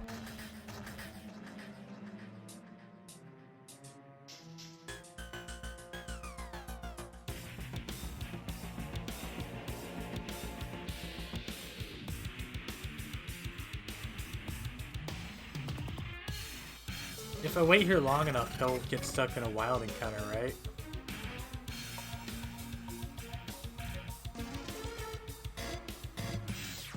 This game's unfair. Fight me. I'll be your wild encounter.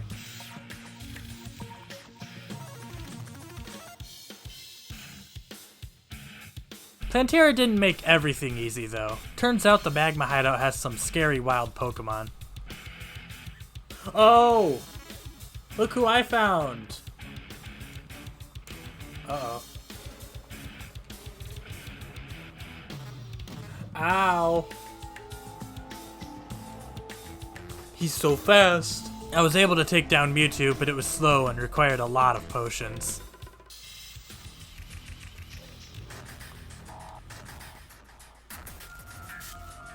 So he's an encounter. I sure hope we don't see another one. You know, that's it's not Mewtwo, but, you know, is still that. At least this time it's not raining and we are able to three-shot it. You haven't seen Hercules in battle yet. We should change that.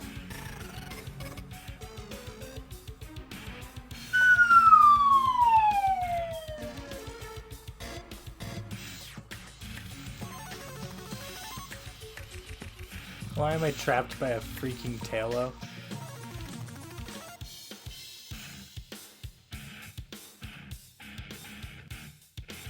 You know, 90% of slow Pokemon stop clicking and run away on the turn that they're actually going to run away.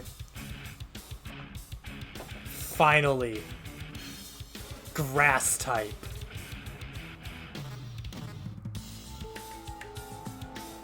I'm fast now, right? No? 90% of slow Pokemon get away on the turn they try to give up. Mewtwo was a little scary, but other than that, the Magma Hideout wasn't a problem at all, especially now that I have actual type coverage. Yes, the fire guy, the land guy needs the blue orb, yeah. Oh wait, actually I thought it'd be red orb, you know? I thought that's what it was. Hi Groudon. It's not Groudon, but, you know. Anyways, he's gone. All that's left is to take on Maxie.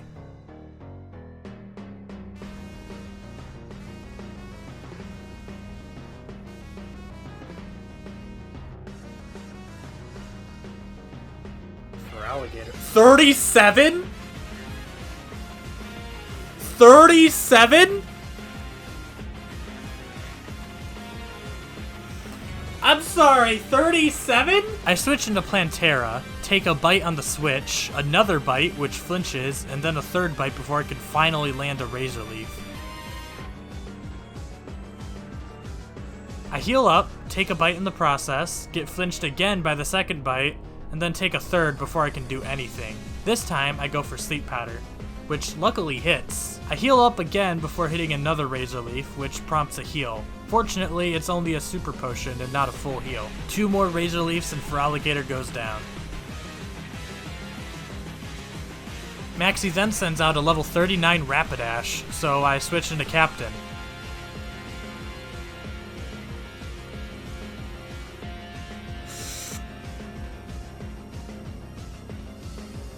He's dead! Captain's dead! Oh no! Ashira is my next best option. Since Fly has more base power than Wing Attack, I go for Fly. Maxie uses the opportunity to switch into his last Pokemon. Tyranitar?! Tyranitar's the ace?! Alright, we're getting hit with rocks, and rocks hurt. I don't like rocks. Switch into Plantera, I think. I mean, the other option is Hercules. Hercules can Brick Break that. We have options for Tyranitar. However, Tyranitar still outspeeds Plantera. No, we die to sand! We die to sand. My grass type! My grass type! Hercules, you gotta hit this Brick Break, man. You just gotta. Yeah, there we go. 4 times effective. Still living. Goes for a scary face. We can take a hit. We can take 1 hit. I believe in you, Hercules. No! No, wait, no, that's fine. We're A-okay. All that's left is Rapidash. The only Pokemon I have left to take a fire move, though, is Ashira, who's currently on half health. Too low to safely switch in on. I decide to gamble and heal Ashira. If I lost Ashira, I don't think I was gonna make it out of the fight alive. Even though Hercules is weak to fire, though, Rapidash uses Takedown. Rapidash also used Takedown against Plantera before I switched out. That's what took out Captain. Does Rapidash have a fire move? I was willing to bet it didn't, and decided to stay in with Hercules, healing him up and going for Brick Break. Had I thought about it a little longer, I probably wouldn't have done this. Takedown still really hurts, and we need to take 2 of them before we can hit back. And remember, Sandstorm's still in effect. Do we die to sand? We win this turn. This is his last Pokemon. I don't know if it calculates sand damage. I'd really appreciate it if you decided not to calculate sand damage. Okay, cool. We would have died to sand. Captain and Plantera, no! Salute Captain. Captain was a hero. Captain helped out so much. Plantera, dang it! I wanted to replace Sonic with Plantera because we needed a grass type on that team too. Can't do that. I was not expecting high 30s. Oh my god. We're not out yet though. There's still wild Pokemon.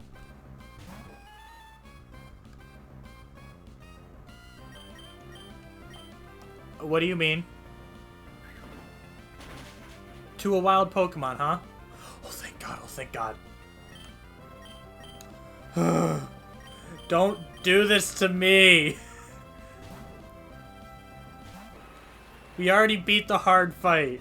I should be allowed to run. I decided to use an escape rope. With both Captain and Plantera gone, we have to find 2 replacements. So I walked over to the daycare to look at my options. You ever think about how the daycare just ransoms your Pokemon? Yeah, it's gonna cost this much to get them back, by the way.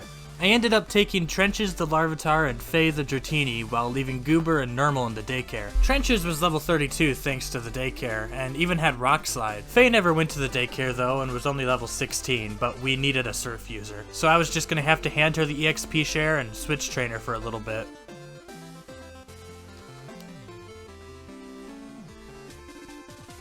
Hey, wait a minute, I have Fly. I forgot. Do we have a Lily Cove encounter? I don't think we do. Well, hey, look at that. Noodle. He's a danger noodle.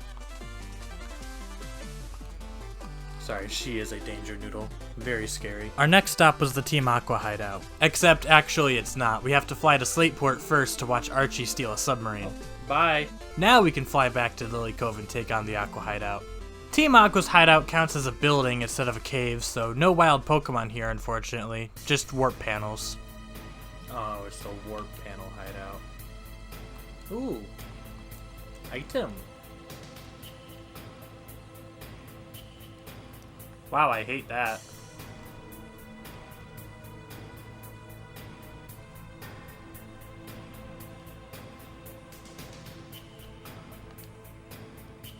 Ooh.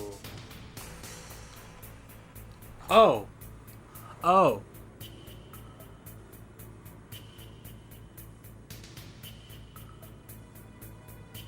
Wait, that counted as my first encounter, didn't it? I missed it. Yeah, that was a Team Aqua encounter, that Pelipper. Guess I don't get that one. Oh! Well, that's a find. I would never end up using this.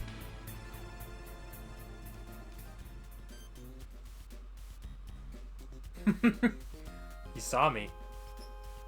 Hi. I'm gonna go over here, actually.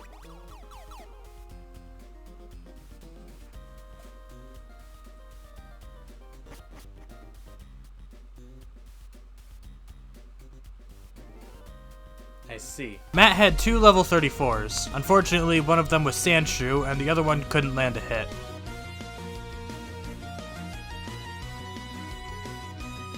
Oop, there goes Archie, down to the seafloor.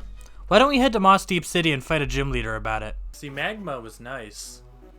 They had their base and Groudon all in the same place. There was one place to go. I went there, I got things done, and I left.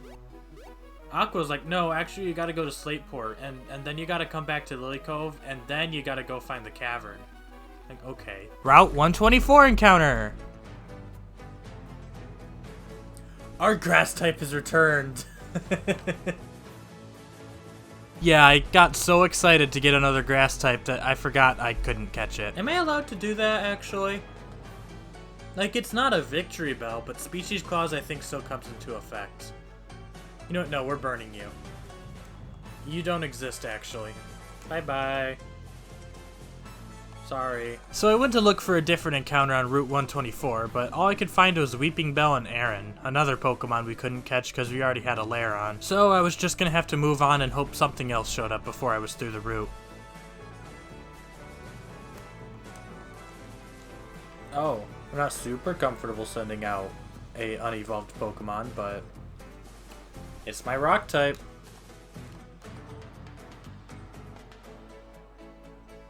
A little more comfortable now, honestly.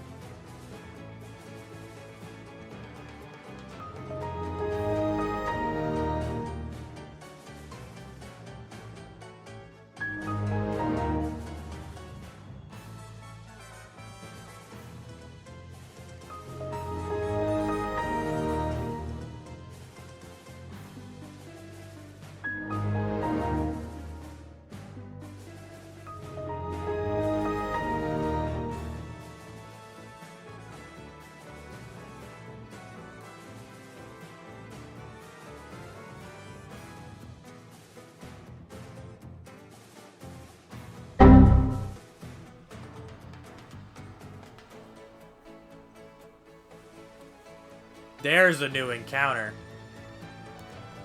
And hey, it's even a grass type. Your name is Blueberry. Because you look like a blueberry. Just in time for Moss Deep City. I found a rock and decided to check out the gym. All the battles in this gym are double battles, and the first fight is against level 36s. What? You get Future Sight? No! Since when?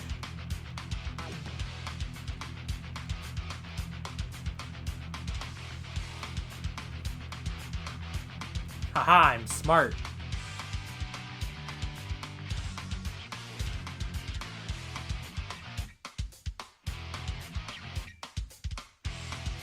I decided to hold off from the gym for now. Apparently something was going to happen at the Space Center, so I went there, but only found Steven, who told me to go do something else. I found a Super Rod and decided to use it for my Moss Deep City encounter.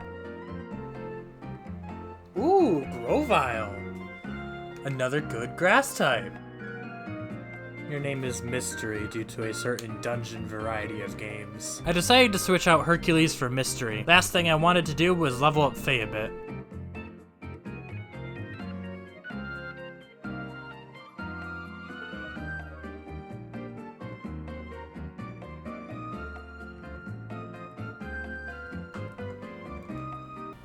Why'd you go first? We were... Well, that's an hour I'm not getting back. We were speed tied. This seems like a reasonably unlucky mistake, right? Well, I didn't show you the first two turns where Wailord did go first. I definitely should have known we were speed tied, but just wasn't paying attention. I am heartbroken. I checked everything, like I had guaranteed accuracy. I went first, except I didn't go first for some reason. Welcome back, Hercules. That one hurt. I'm really upset about that. How does speed ties even happen this late into the game? It makes more sense when everyone has like 6 speed or something. There's no other numbers they could be. But like, we're all level 30 here. Why are we still speed tying? This sucks. Back to the gym.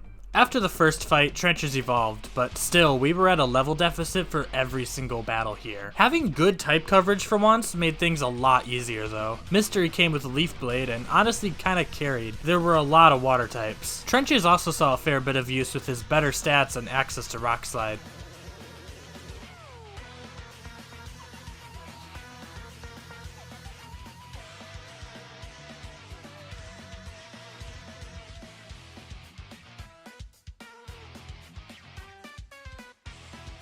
Oh. Interesting choice.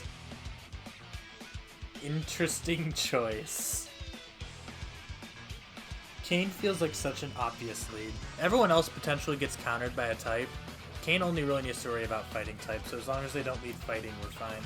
If they do lead fighting, I'm gonna at least put out a Shera so that we can hit him with a flying move. Yeah, I like this lead. I like this lead a lot. I'm probably gonna lose someone, right? Maybe a couple. Like, I think the thing said this goes up to level 44. And if that's the case, yikes. Let's see.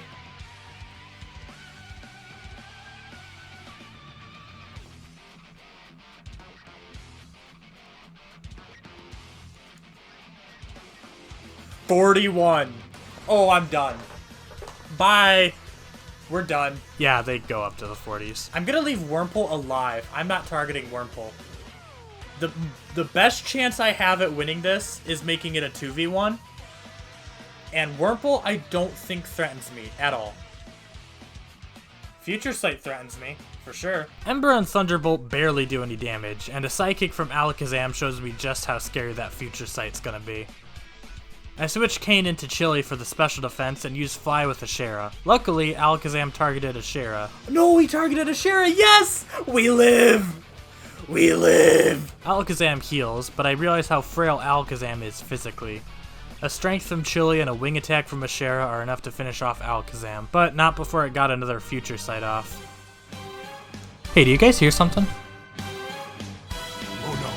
SpongeBob, quick, reel it in! Can't you hear the music? Battle Super Ancient Pokemon from Pokemon Masters EX. Nuzlocke. Knows it means death! Reel it in before it's too late! Hurry, SpongeBob! The music is getting faster! There you are, you stinking build rat! Stop playing that music! Stop it, please! I'm begging ya!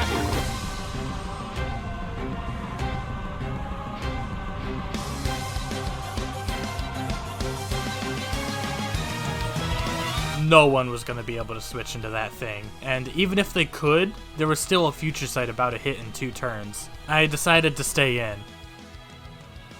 Oh, bye Ashera. Here's one. Someone's got to take the frickin' Future Sight now. I don't want to send out Mystery because I don't want Mystery to die. Kane might take it, but combined with an attack from Groudon, no way. Wait! An idea. Now that I knew about Ancient Power, I figured I should switch Chili out into Trenches, and then I had Hercules use Endure. Hercules took the Slash, and then came the Future Sight. Wait. Okay, no, he lives. Never mind. He dodged the string shot. Endure doesn't go. Okay, cool. I thought I was smart. That doesn't count. With no more threat of Future Sight, at least I could send out Mystery, my best chance at beating Groudon. We need Groudon out of here. Yeah, that Leaf Blade's not doing it. Oh, that might be Trenches out. Yep.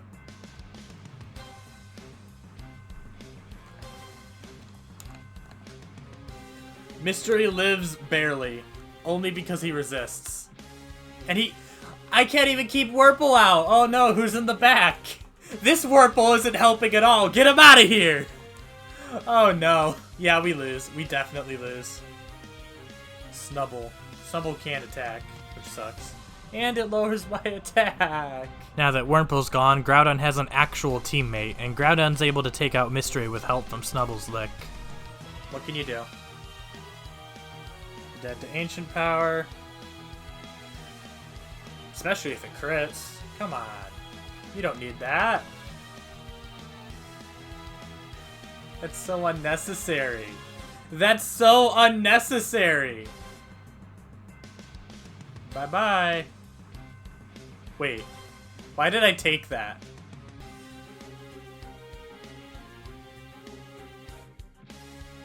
I mean, I guess I can't really take Slash. But the Ancient Power wasn't too bad. Too bad he's just gonna use Slash. Yeah, I'm just wasting Hyper Potions. Fine. You know, just for a moment, you know, I was like, wow, I'm taking hits. Can he do it? Can he be the one? No, he cannot be the one.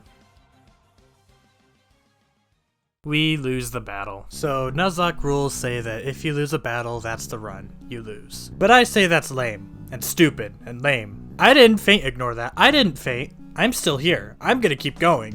I just need an entirely new party, which conveniently enough, we have. Everyone welcome back the OG squad. Nibiru, Cinders, Duder, Meg, Azula, Sonic, everyone's back. But we still have to figure out how to deal with Groudon. 3 of my Pokemon are weak to ground, including my 2 tanks. Sonic would be immune, but Groudon has ancient power to deal with that. Any advantage Azula would have is negated due to drought, leaving only Nibiru. But having just one Pokemon who isn't shut down instantly wasn't gonna be enough. I had to come up with a foolproof plan. Losing this team would be catastrophic, because I don't have many fallback options this time. The first step was to level up a bit. Groudon was level 42, and my highest level was 37. Oh, that's a Route 126 encounter on accident. A level 5 Dodrio. I guess I'll take it. I will call you 10:30 because that's when I set my alarm in the morning. There's no there's no like dots. I don't remember the name of them. They'll just a space then. I set my you're like an alarm clock, you know, in the anime, and I'm not going to touch that Pokemon, and I don't really care to exert any more effort than I have to. I'm making a nickname for it. Grinding kinda sucked because of Weeping Bell, who had Sleep, Stun, and Poison Powder, but slowly I got everyone up to level 38. I didn't want to overlevel too much, seeing as the whole reason this team got benched was because they were too strong, but I did raise Nibiru to 40, since, thanks to the early evolution code, she evolves early. Oh, I get an early evolution, cool. So everyone was leveled. Time to strategize. Mystery was able to just barely take an Earthquake with 43 defense. Simplifying things a bit, since Mystery resists ground, against Earthquake I reasoned that Mystery had an effective 86 defense. Meg has 170 defense, but since Meg is weak to ground, against Earthquake I reasoned that Meg had an effective 85 defense. Which is actually kinda close, but only barely living Earthquake wasn't gonna work, especially with Meg's stalling strategy. So, step 2, cheating. I was ready to give it another go. I'm scared. Everyone's 38. So his highest was level 44. I should be fine now. Like, Groudon's level 44. It shouldn't matter. I led with Nibiru and Meg. Nibiru's job was to take out Alakazam. Meanwhile, Meg was going to use that time to use as many X-Defends as possible. Each X-Defend raises Meg's defense stat by 50%. With enough of them, Meg was easily going to be able to take an Earthquake. But I did make an oversight. Yes, a defense-boosted Meg was a good answer to Groudon, but I still need to outlast Alakazam first. Remember that Psychic is a special type, so it hits Meg in her weaker special defense stat. Even though we resist, it'll still hurt. Alakazam went first and set up Future Sight. A crit crunch almost one-shots, but Alakazam heals it off and uses Psychic, nearly doing 50%. Nibiru was able to take out Alakazam, but Future Sight's still in play. Meg resisted the Psychic attack, but in Gen 3, Future Sight is typeless. Nothing resists it. There's a really good chance that it does more damage than Psychic, and if Psychic already did nearly 50%, Future Sight might just be enough to secure the knockout. All I could do was watch and pray. Live. Live. Live. Live. No!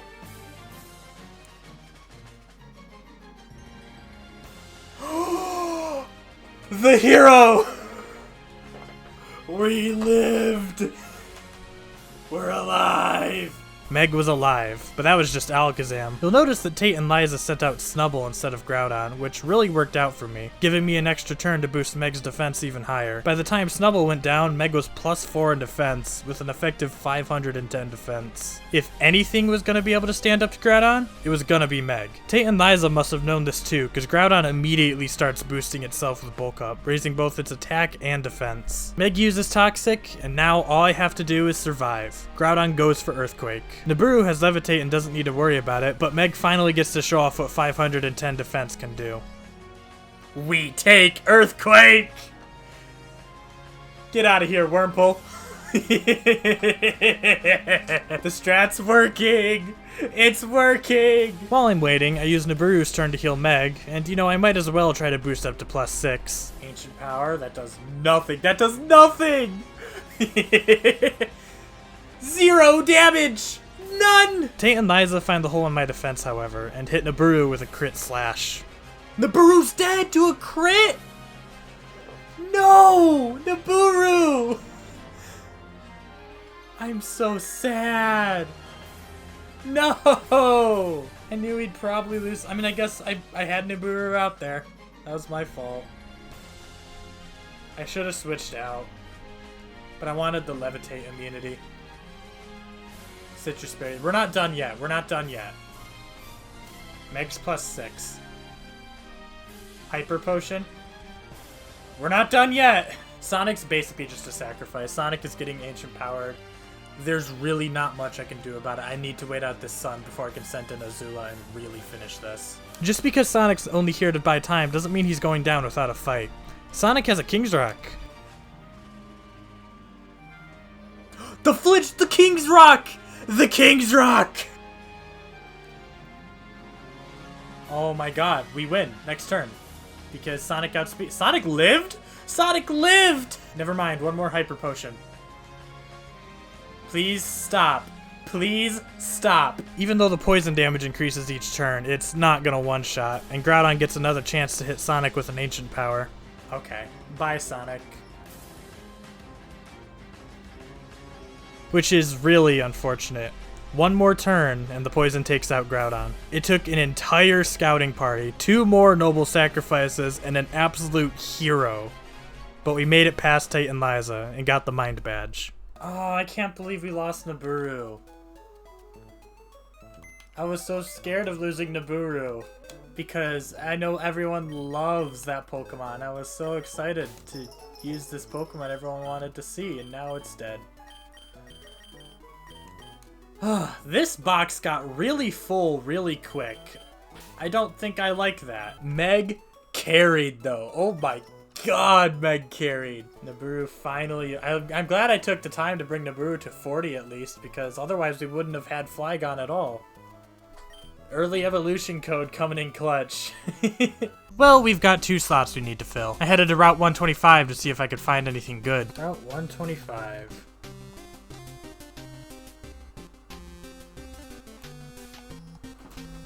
Who do we get? Corsola! You already have a water type, but I guess I'll take it. You're a marine, because Marine Core Sola. Your name is Marine. Yeah. We'll say that works. I do like Corsola, but I already have a water type. Okay, but what about our Pokemon in the daycare? Let's just fly over and... Oh, right. Guess I'll just walk the whole way then. Alright, team building time. You know how we've really needed a grass type this whole time? Well, we have Blueberry now, and he's even a flying type too, so that's a pretty easy choice. Pop quiz! Jumpluff is a grass flying type introduced in Pokemon Gold and Silver. In Generation 3, how many flying moves does it learn by level up? The answer is actually 0. It does, however, get Aerial Ace via TM. Next question, how many grass moves does Jumpluff learn by level up? The answer is 7, but how many of those moves aren't status moves? Only 1! Jumpluff gets 6 grass-type status moves and 1 attacking move. Guess what move it is? Mega Drain! Not even Giga Drain! And what level does it learn Mega Drain at? 44! Now, yes, I could give it Bullet Seed, but there's only 1 Bullet Seed TM in the entire game, and it feels kinda risky to give it to a Pokemon as frail and defensively weak as Jumpluff. Like, wow, they gutted Jumpluff in the early generations. Like, someone looked at this Pokemon and said, yes, only Tackle as an attacking move, and Mega Drain at level 44. But maybe it'll poison something and then die immediately. Okay, ship the game. Twice! They did this twice! Okay. Thanks for the grass type game. One of my favorite grass types at that, but this isn't gonna work. I ended up taking Choppa and Goober instead. Choppa has a great offensive typing and powerhouse stats to back it up, and Goober came with no weaknesses and access to Fake Out. Next step, grinding levels again. I went to Route 119 to grind because of all the legendaries with high EXP yields there. Definitely helps that Meg walls pretty much all of them. Choppa quickly evolved, and once he and Goober were mid-level 30s, I headed back to Moss Deep. Whoa, what's going on here? Away they go. Anywhere specific? No? I'll come back. You guys look busy. I wanted to explore a bit. First, I found Shoal Cave. Shoal Cave. Do I get encounters here? I'm willing to bet this is probably where Archie is, but I don't have the dive HM yet. What do we get? Snubble. That's it. We get a Snubble.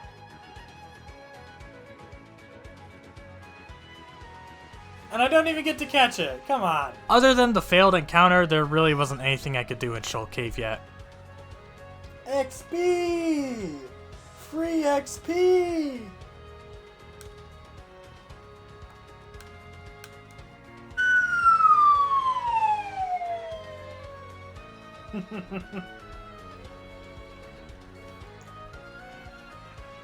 Look at all that. Oh my goodness. Oh, and Choppa evolved again thanks to the No Trade Evolutions code.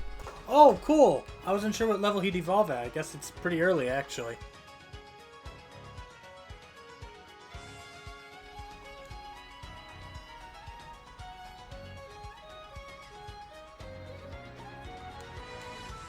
Heartbroken. Next place to explore was everything south of Moss Deep, which gets really confusing really fast. But I do get a couple new encounters. Did I do 126? Or did I do 127? I think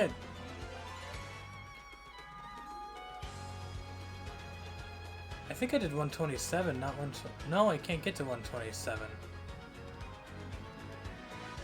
Actually, that means... Okay, new encounter here. New encounter! Gengar! The worst part about having played Fire Emblem is that it's taking up too many name slots. It's too easy to name people after Fire Emblem characters. But, you know, Ghost, Shadow, Thief, Assassin. We're gonna not use them for now. Because I don't want to have... Like, if my team goes down, I want to have a couple backups. Gengar would be a really good backup, and I've already put a lot of time into training Sableye.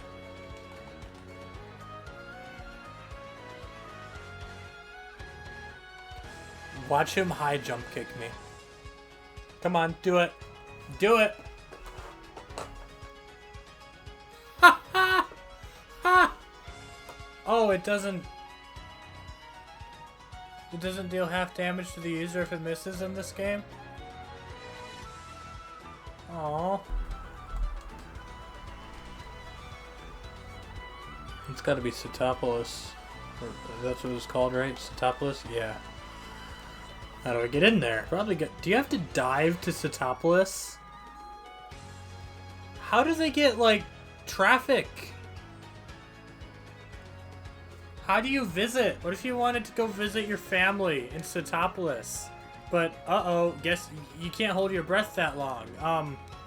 Just drown, I guess? Cool. I don't think I've been here. 128, new encounter. Muck. For a poison type if we want it. Schlop. Use Schlop. Evergrande City. Well, you know, almost. I can get an encounter here though, if I need it. I say why not? You know, that's actually quite a find. Don't kill. I'm just gonna catch it from full. Just throw an Ultra Ball at it.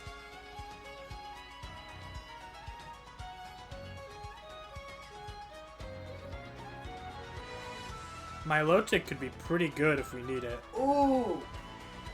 Ooh! What about an anime reference? Guys, what about an anime reference? I don't actually watch that much anime at all. I watched a bit of the first season of Free Run though, so that's cool. Free Run's kind of neat. This video should be a tough fight. It's only 5 levels below. Never mind, not with grip. Curse yourself. Ha!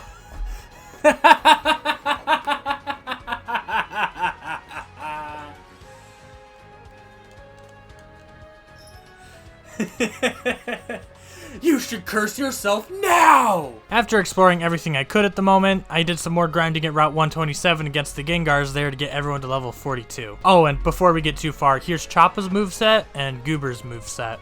Alright, yeah, we should probably go stop Team Magma, huh? They still here? They haven't left? Very cool. Uh-oh. Water. Quad water weak, guys. Uh-oh. No sturdy? I miss you, Naburu. I do. It looks like I'm over-leveled, but I've learned my lesson. You are not over-leveled. I am not over-leveled. These are just lower-tier enemies. They're not meant to be strong.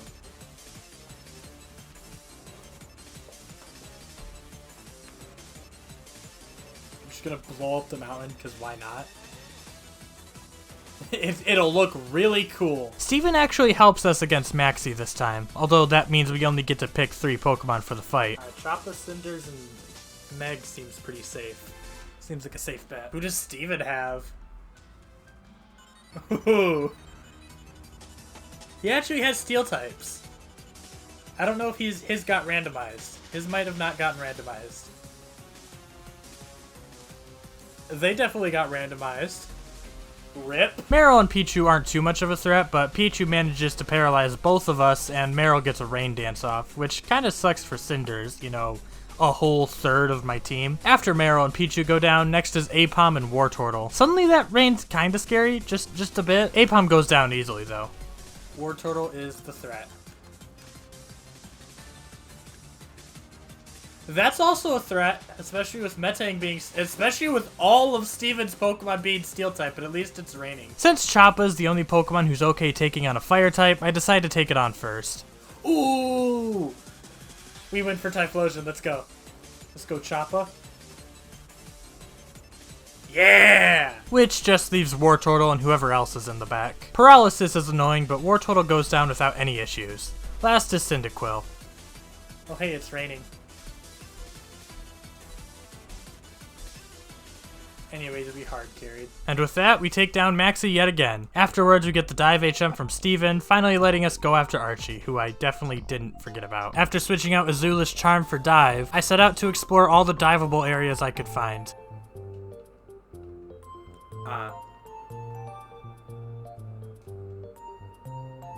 I mean, that's nice. That's a nice find. Underwater. New encounter.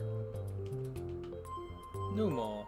We already have that. We already have that. Convenient that I can just choose not to breathe and survive down here. Gotta say.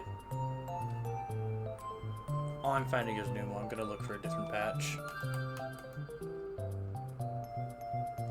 Are there Pokemon in this grass? Or this seaweed, I suppose? Tall seaweed? Are they here?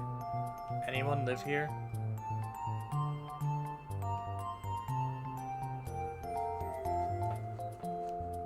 There. Fanpea. That's a ground type, I guess.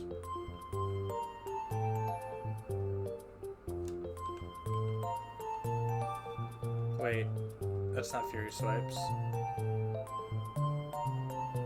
That's cool.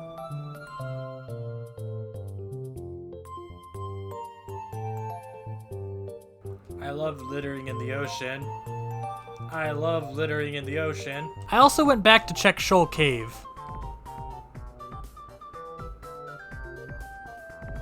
This isn't what this place used to look like. What? Aqua's gotta be here. Yeah, I'm just gonna get Dive and come back here, and now I don't even need it. Shoal salt and sea shells. Yeah. Stop tormenting me! Blue. Whatever that means. Oh, okay. I don't want to do ice puzzles, though. Come on. I want Chikorita so bad. So bad. It's taunted me with Chikorita so much this run. Oh my god, you are a Gen 2 Pokemon, aren't you? There's no Gliscor, so you're not, like, useful, but you do exist. I think that's neat. There's nothing this way. It looks like I'm gonna have to raise the water level somehow. But, no idea how to do that.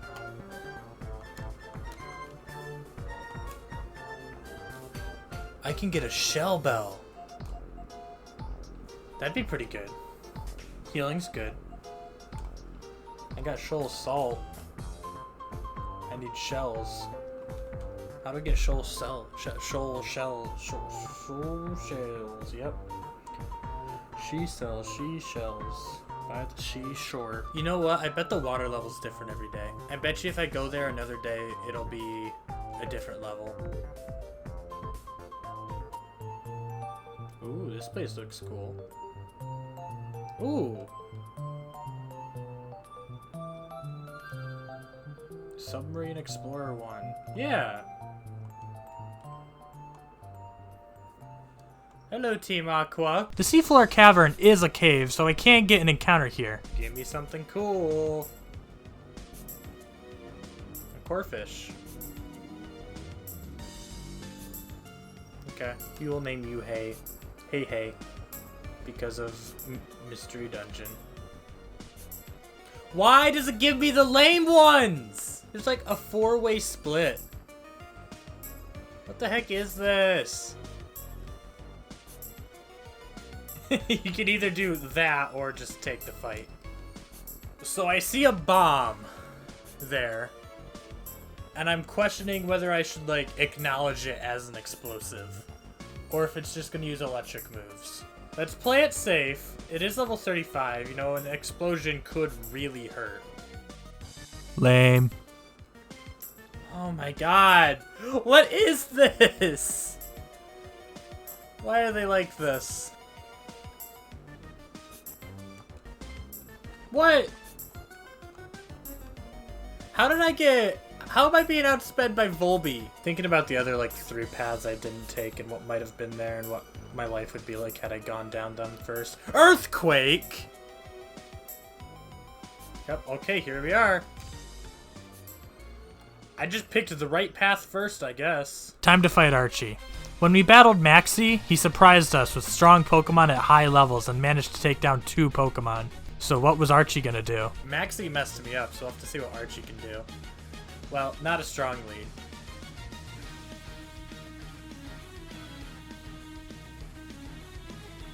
Archie had Why Not, which kind of scared me because I wasn't ready for it, but I just so happened to have Goober out, who was fully immune to both Counter and Mirror Coat. Not that it mattered, since Shadow Ball one-shots anyways. Doesn't matter if I one-shot with a crit. And then finally, for his ace Pokemon, Archie sent out Togepi. Wow! Archie's nothing! What happened, man? That level 43 could have been scary had it been, you know, not Togepi. Anyways, Archie then unleashed the Pokemon capable of flooding the world and then got sad when said Pokemon started flooding the world. Oh, hi. Steven jump scare. Steven said to go to Setopolis, so I headed to Setopolis. Do you think she'll be okay swimming out here like this? You know, in apocalyptic storm waters? I don't know, I feel like that might be a little scary. A little endangering, if you will. It's the scene! I'm just gonna pass on by you, okay, guys? Yeah, Wallace. Okay, we gotta go help Wallace. Cave of Origin. New encounter? Who do we get? I mean, that's a Pokemon, I suppose. I will call you Caltrop because all that Fortress really does is spread spikes around. I don't know what the Sky Pillar is. I've never heard of this. The game is... my character in-game has no idea what Sky Pillar is, but I guess we'll go Sky Pillar. Oh, Oh, I thought maybe you were taking me with you. Where's the sky pillar? I wasn't informed. This poor guy is an essential worker. He still has to work here. He still has to go into work. I'm so sorry, man. How y'all doing? I'm the ref now. While looking for Sky Pillar, we pass through Route 130 and find Psyduck. I'm just gonna call you Migraine. Goober's really nice, actually. Just the ability to have 3 immunities. He just walls people, and he's not even a wall Pokemon. But he has the potential to, just because his typing's so good. Ooh, 131. New encounter. Relicanth. That's a Pokemon no one ever remembers exists. It's not like he's a magic user, but like he is old, and Arc Sages tend to be considered very old in media. So we'll call him that. Oh, we're here again. Meg doesn't care. Meg literally does not care. Use counter all you want.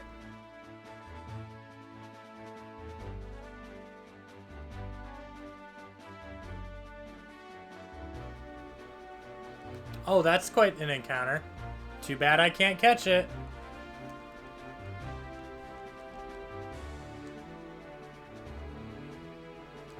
Here we are. I just wasted a potion. Pacifilog could also give us a cool encounter. Come on, Pacifilog, give me something cool. Please. Like a grass type, maybe? Wow! I can't catch that. Species clause. Instead, I got this guy. Okay. It's giving me too many water types. My mom was actually in the room with me, so I told her to give Slowpoke a name. I can't really think of anything because it's too long, everything I'm thinking of. What were you thinking of? Pink Hippo, Chew Toy. Chew Toy? Looks like a dog Chew Toy. I like Chew Toy. Chew Toy?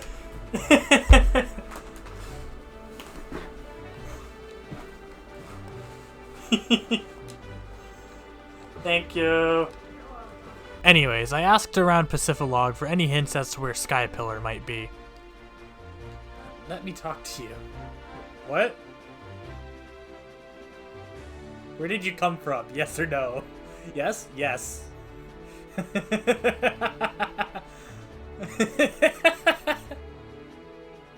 Thunder Punch is Duder and Meg's sign of friendship. Yahoo! A little further out.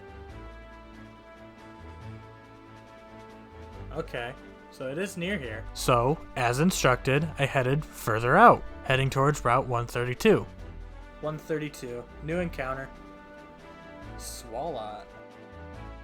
Nom Nom. Your name is Nom Nom. This whole section is a one-way route with a bunch of hidden sections that you kind of just have to know about already so you can line yourself up to reach them.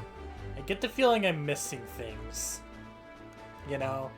And I sure hope the things I'm missing does not include Sky Tower. The section's also divided up into 3 different routes. I didn't even notice that I completely passed through Route 133 without an encounter, but I picked up another one at Route 134. First encounter for 134, it's Ladybug. Not giving me much, really. He's cool. He's cool.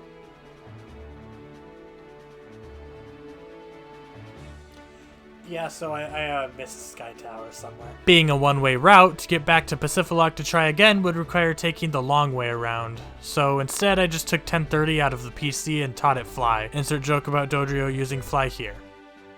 Oh my god, I just remembered that picture again. I need to go get the Mach Bike. Imagine if I went all the way to Sky Tower and forgot about that one picture I saw and had to go back and get the Mach Bike.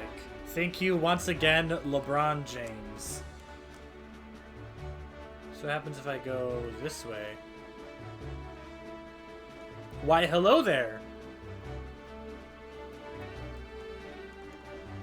I wish I could catch that. I wish I realized this was my first Route 133 encounter, because it was a grass type, and I could have had it.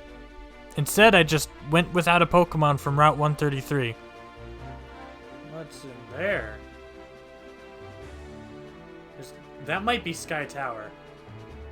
I think I just missed it. So if I jump out at the very bottom, I think I hit maybe Sky Tower. Oh, this is the thing I saw. I'm noticing a notable lack of towers here. Okay, so I think it's like here-ish is where I need to go from. Yes, okay.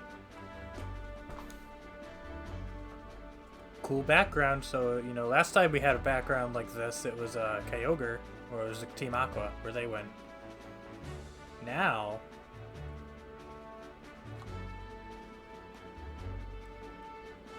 it's Reggie's, so not actually that important. Yeah, sure, thanks. I wasted my time here. Where is Sky Tower? I searched the entire area, but couldn't find Sky Pillar, so I had to look it up. It's to the right, back where I came from, which to me is the opposite of further out, but, you know, to each their own. I finally found Sky Pillar. Oh, I saw land up there. This has gotta be it. Yup. Sky Pillar has wild Pokemon, so we get an encounter. Vaporeon. Another water type! If I get another team wipe, I'm just gonna have to become a water gym leader, and I kinda don't like that. We will call you Vapor Wave. Oh, hello. You're just here. I thought there was a lot more to this. Hold on. Didn't I need the Mach Bike or something? Nope, it flew away. Oh, now he's gonna go to Setopolis, because the scene where Rayquaza comes down with a steel chair and beats his two children. I remember that.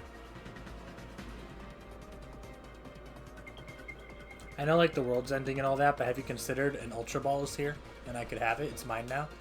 Belongs to me. From seeing the cutscene online, you know, every so often, I always assumed that Groudon and Kyogre battled in, like, the open sea, and not, like, just in a town. Like, they just, like, yeah, that populated city, we should definitely fight here. Yeah, definitely.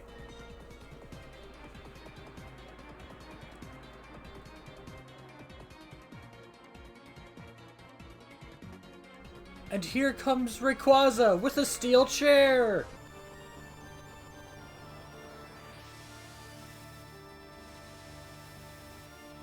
Hey, can you guys, like, not do that here, actually? Oh, yeah, sure. Oh, yeah, our bad. Sorry about that, man. Bye-bye. All better. You just told him to stop, that's all. With complete and total apocalypse out of the way, we can take on the final gym. Oh, I've seen this one on Twitter or YouTube or somewhere. I've seen this before. It's like, you gotta break all of them. And then you get stairs. Yeah.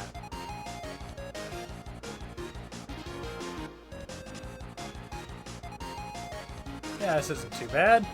You just gotta map it out beforehand. Yeah, I got it.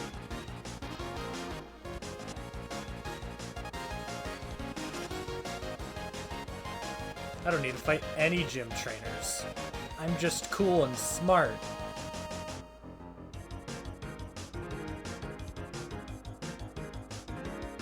Surprisingly easy final gym. Hoenn is a character I knew about, but I only heard about him because someone was talking about how he's in this game and like no other media at all. They should have just kept Wallace here, honestly. Hoenn has 5 Pokemon, the most of any gym leader. His lead, Growlithe, goes down easy to Goober's Fake Out and 2 Shadow Balls thanks to a crit. Good crit. Next is Scyther, who would make a great rock-throwing target, so I switch into Meg. Scyther takes the opportunity to set up a double team, and even gets a second one off since it goes first, making it pretty unlikely that I'll actually hit it.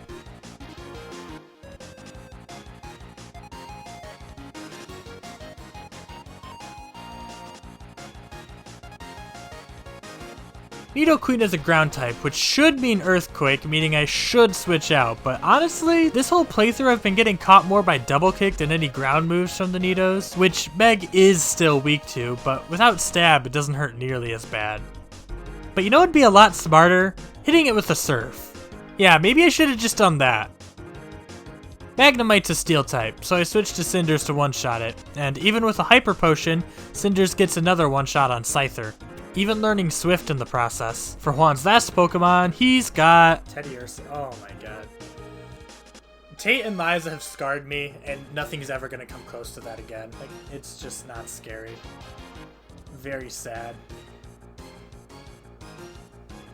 With that super unsatisfying last gym battle, we get our final gym badge. It's just Pokemon League left, huh? What a quick and easy gym challenge. Our final HM move is Waterfall, and while I kind of hate having to run 3 water moves on one Pokemon, Azula's the only one able to use them all. So let's put Waterfall on there. Oh, Azula already has 4 HM moves. Well, I mean, we haven't needed Cut since taking Kirby off the team. Maybe we won't need Rock Smash? And even if we do, Cinders can learn Rock Smash if we need it. It even has an extra move slot we're never gonna use. Seems good to me.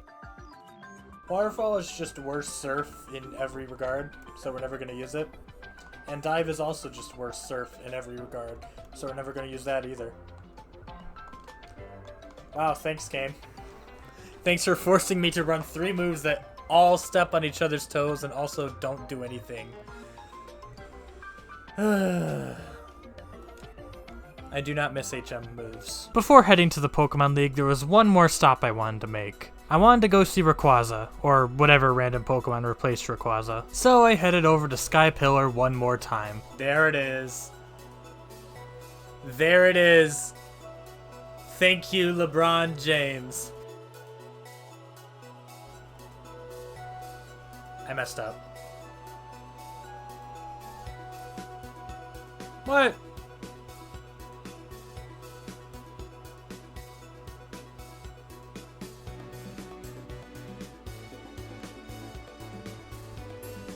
Cringe.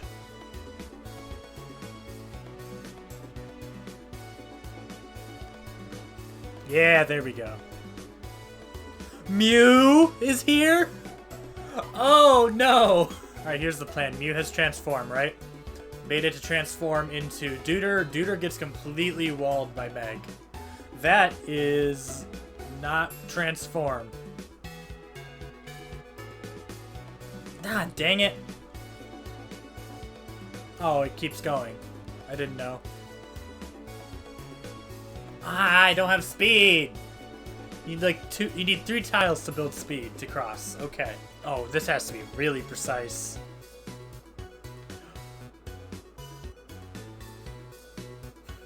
I bet you're wondering how I got here. Who? You're here? Look, I'd love to stay and throw rocks, but you are a fire type and scare me. Okay. Bye. I'm not worthy. Ho-Oh said go away.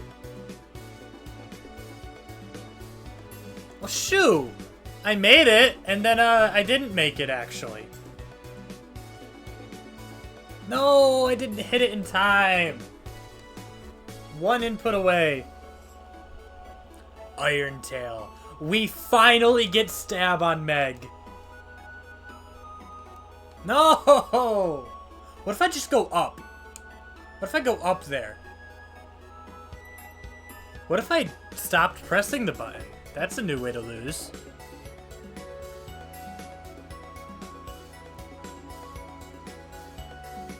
I got it!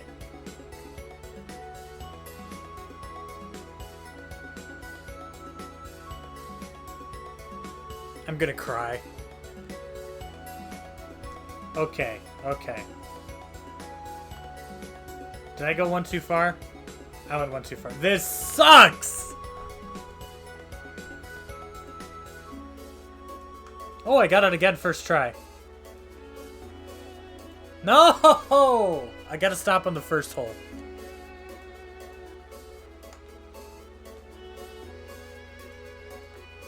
Yes, got it! Okay. Alright, here we are. There is definitely Rayquaza, not someone else, I promise. 1 try.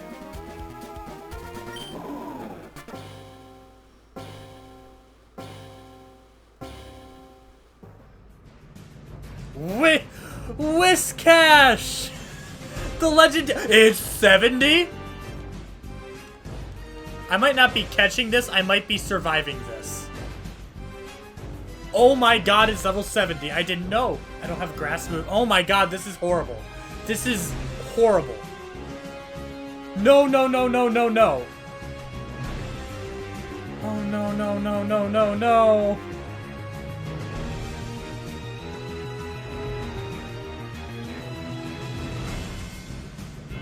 He has fissure.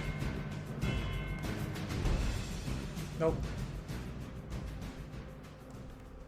Yep, okay. Goodbye. I didn't know. My bad. My bad, guys. Whew. Scary. Yikes. Anyways, let's just go to Evergrande City, yeah? Victory Road. Our last challenge before the Pokemon League. First things first, we get an encounter. Our last encounter of the run. Give me something good, please. I've got nothing but garbage. I've got nothing but water types, not really garbage. I need something new, something different. Pseudo-Voodoo, that's a rock type. It's different, I guess.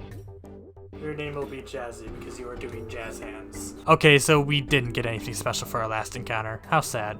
Onward to Victory Road. But before we get too far, this random kid I've never seen before in my life challenges me to one final battle. He leads with Trico.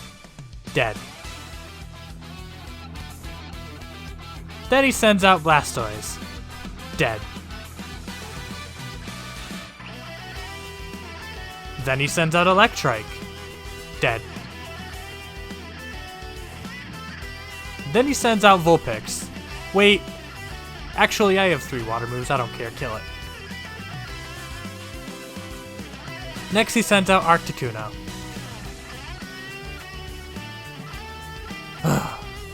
Dead. Next, he sends out... Oh, wait. That's it? No, okay. Bye. Do you guys know who that was? Anyways, Victory Road. He said no, I'm running. I still have Flash, actually.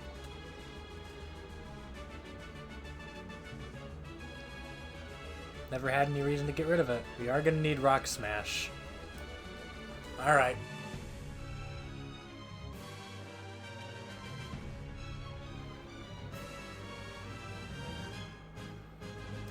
Oh, he's here! Oh, how fun!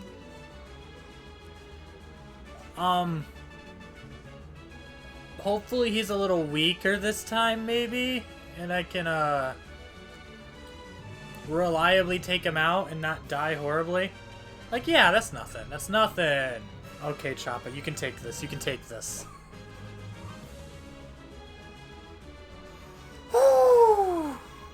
You can take it. Okay, good to know what we're dealing with. I'm actually happy I did, like, let myself take that hit just so that I know. Like, we have gained knowledge. There are Groudons about. What do I do about that?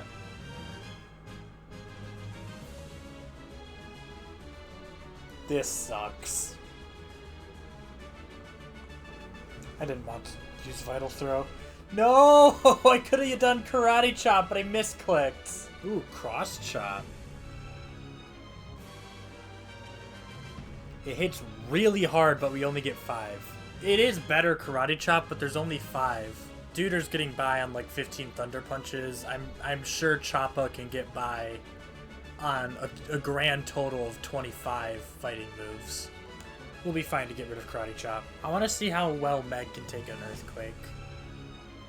That's what I'm here to find out. How do you take it, Meg?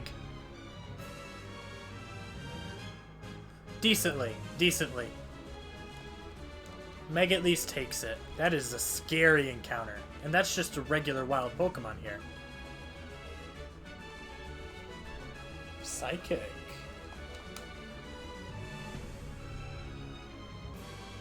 Why did that do so oh wait, no. Wrong one. We need the physical. Shadow Ball's the physical for some reason. I might be stupid. Choppa, will you chop this thing? You freaking better defense curl.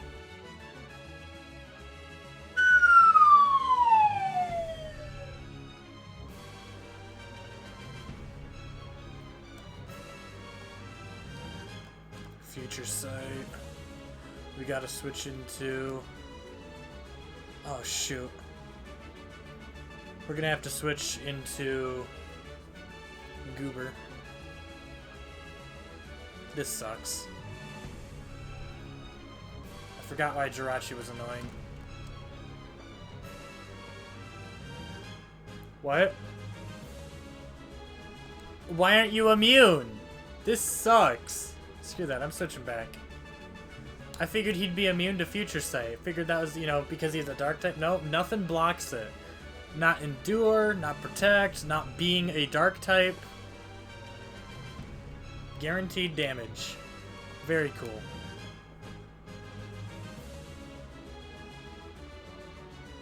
Thanks for the crit. I really needed that. Oh, Kyogre. He's here too. Kyogre is a little easier to take down than Groudon. Victory Road was tough, but we managed. With one more battle, we'll be at the Pokemon League. Win that, and we'll have finished the entire run. Hey, wait. I've heard this song before. Groudon's back. Bad news, guys. Groudon's back. Don't miss! This is not the time to miss! It's +2. Oh no. A catastrophe is about to happen. I can just feel it. Toxic is on the field. Good. There it is. Come on. I know he's +2. That's the scary thing. Azula's out. Azula's out. Meg, you can take this. Is that +2? You can take this. You can take this. You can take this. You can take this. You can take this. I'm so freaking sad.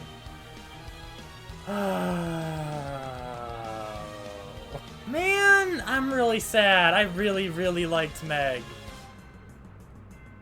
Ah!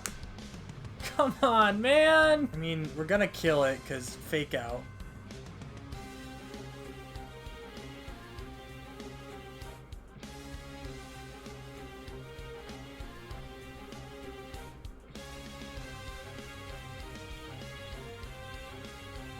Oh, maybe we won't kill it. Good lord. It is +2 in defense, too. This is bad. This is really bad. Don't! It's not even poisoned anymore. No! Guys, I'm losing. I just lost. I just lost. I can't fight this. There's nothing left I can do. I just got wiped. I just got team wiped. Yeah, there's nothing I can do about this. I just lost everyone. Nope. There goes Choppa. Hoot's immune. And there goes Goober.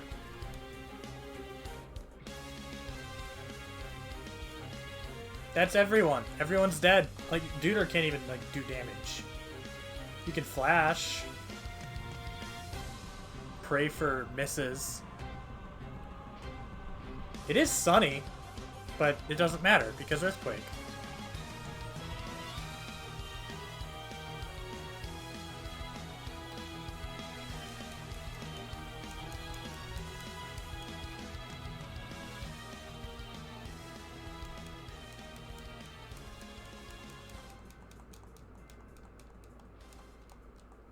Wow. Just like that.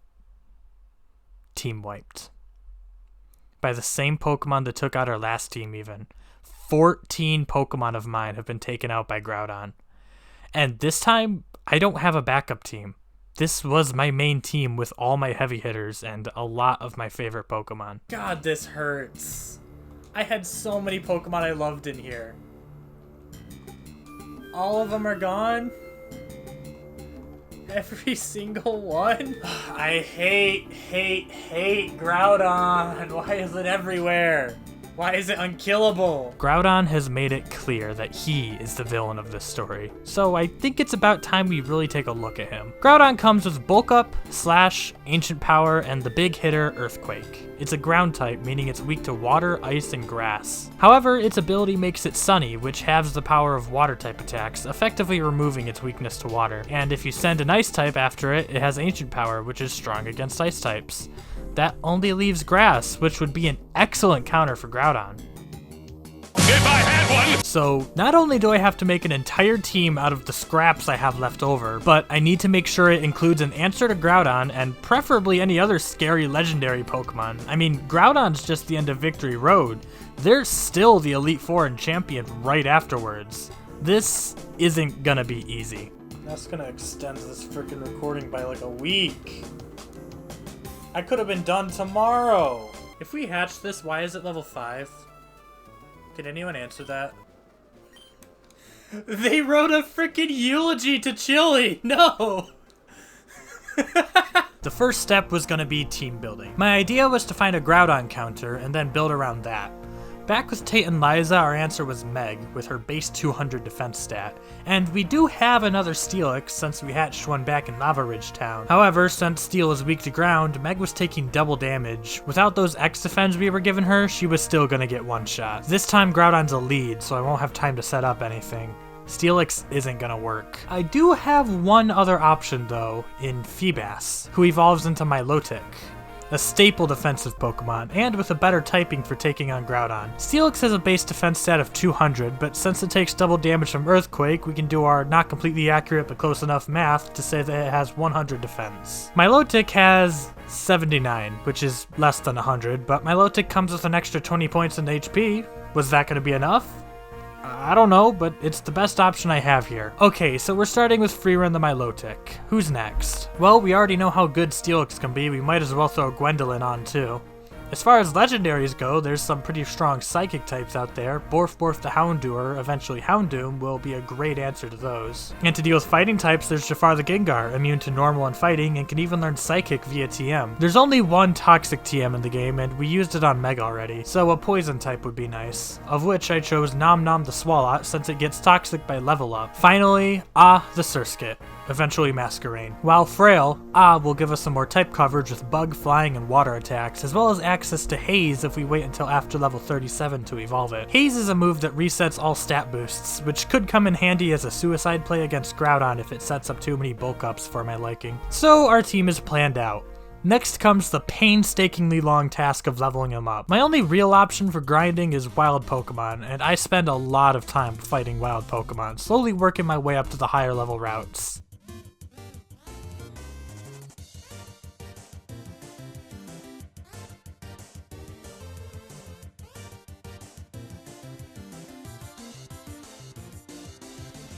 I'm so upset. You know, he probably could have Master Balled that level 70 Whiscash. I mean, it still would have been over leveled and, you know, kind of unusable, but it would have had a water ground type. That's pretty neat.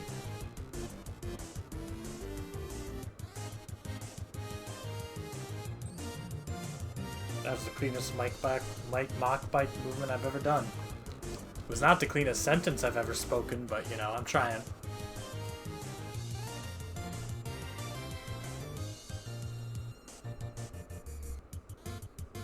Ooh.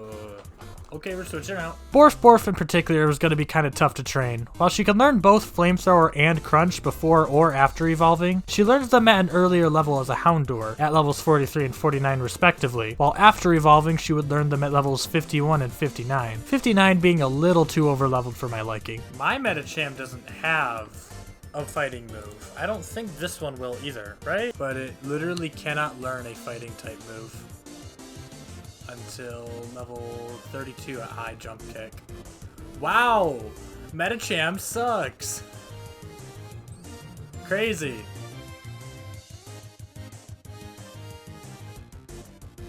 Hidden Power could potentially be super effective, but there's not really much I can do about that.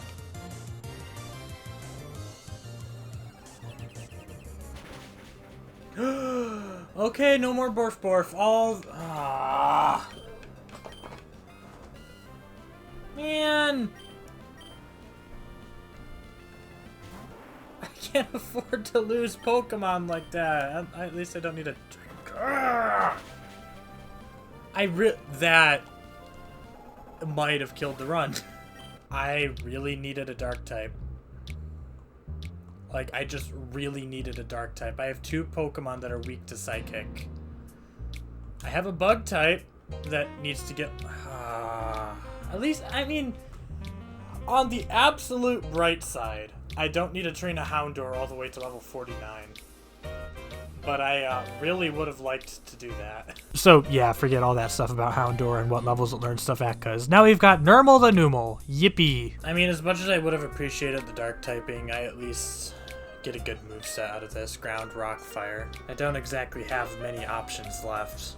Any more deaths is gonna really suck. A lesser man would quit here, but I want to see the ending of the game because I've never played this before, so I'm gonna do that instead. Y'all ain't ready for the indomitable human spirit. Ooh, you have water gun, I forgot. Heart attack.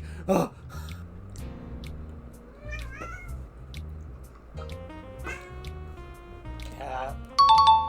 Finally learns Haze, which means it's allowed to evolve finally, and back we go to the grind. Eventually, I'm high enough level to grind at Route 119. If you don't remember, this is the route with all the legendaries and also Murkrow. I'm still mad about that. This route would go on to be our main grinding area, since not only do the legendaries here give out a ton of XP, but out of all the Pokemon here, pretty much all of them can't deal with Gwendolyn, making it not only a great way to level up Gwen, but anyone else since we have the EXP share. Thinking about the universe where I got Latios, this run was immediately easier. Or where I got Raikou and had a backup electric type. Or where I got Rayquaza and got good flying stab. Before we get too far with grinding though, we still need to evolve Freerun. In generations 3 and 4, the only way to evolve Feebas is by leveling it up with a maxed out beauty stat. You know, one of those stats used for contests. How do you raise a Pokemon's beauty stat? You feed it Pokeblocks, which you get by making them with berries. The type of berry affects the taste of the Pokeblock, which affects the contest stat that it'll raise. In preparation for this, I actually planted some Chesto berries before I started grinding levels for the new team, but between recordings, I did a little more research on Pokeblocks and evolving Feebas, and I'm glad I did, because as it turns out, it's a lot more complicated than I thought, and if you're not careful, a mistake could prevent Feebas from evolving at all. So, we need to feed Pokeblocks to Freerun to max out its beauty stat, but here's the catch. Pokemon can only eat up to 12 Pokeblocks before they just become allergic to them or something and just refuse to eat anymore. No. The Chesto berries I was planning on using make blue Pokeblocks. However, 12 blue Pokeblocks aren't enough to max out the beauty stat. Instead, we need indigo Pokeblocks. To make those, we'll need either a Wiki, Kelpsie, Hondu, Corn, or Palm Tree Berry.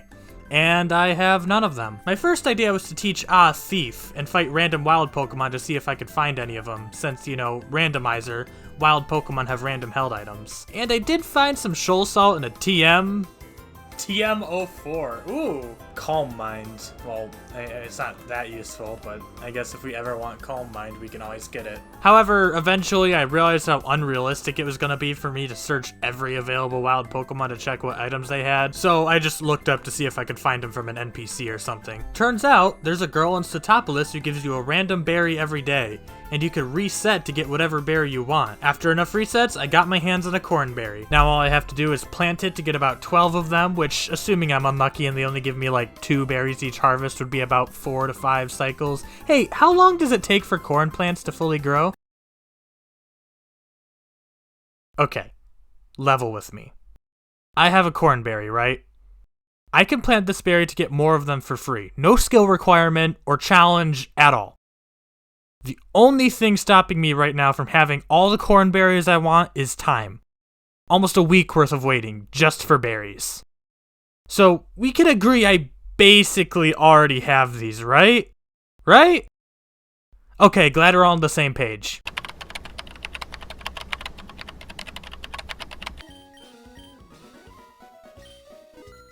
I have cornberries now. So I had actually already fed 3 blue Pokeblocks to Freerun, and knowing literally nothing about this mechanic, I wasn't sure if that was enough to lock me out of max beauty. So after all that work to try and get indigo Pokeblocks, all I could really do was hope that it was gonna be enough.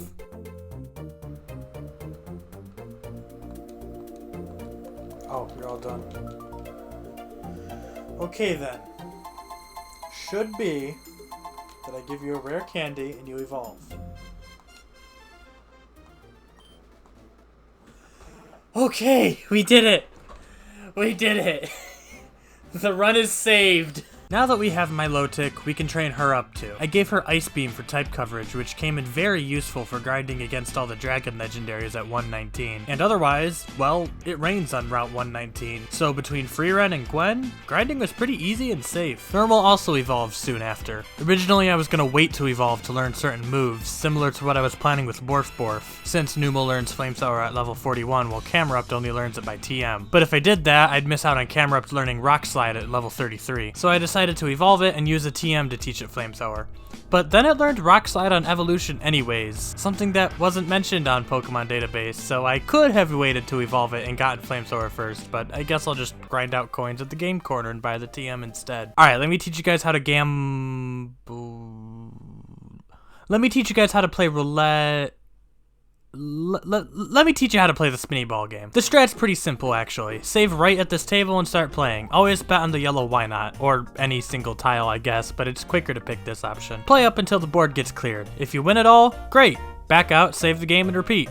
If none of them are wins though, rage quit and reset the game, gaining back any lost coins in the process. You'll get a net gain of anywhere between 18 and 33 coins per win, so we just need to repeat this process until we have enough coins to buy the Flamethrower TM. How many coins do we need for the Flamethrower TM?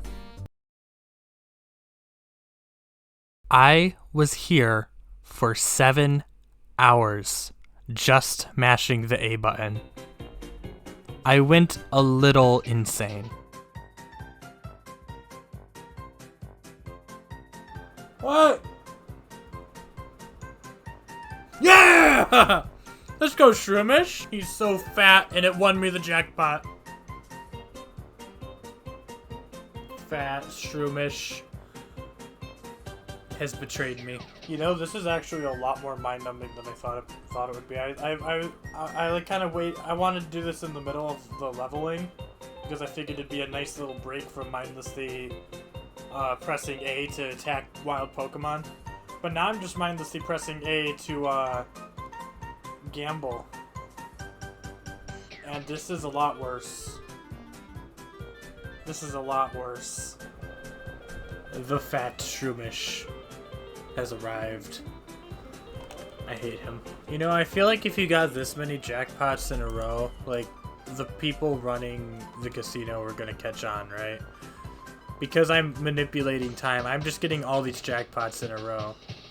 I feel like as soon as I leave this place, like, someone's going to assassinate me because I stole so much money from the casino. Casino guards are gonna take me out back in an alley and break my legs. Yippee! I want to know what the developer's intention was behind how high the prices are for anything. I'm gonna be doing this for like 5 hours. And that's just expected. I'm not like doing anything unreasonable. I'm purchasing one item. Yay! Serotonin! Reassurance that I am in fact making progress.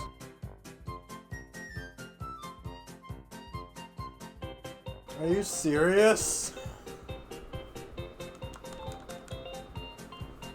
If it picks Yellow Skitty, I'm gonna be very sad. There's no way!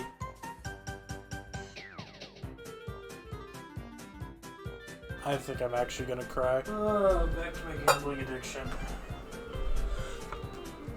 I don't have a problem. I'm just literally required to do this, is all. That freaking bird that I hate.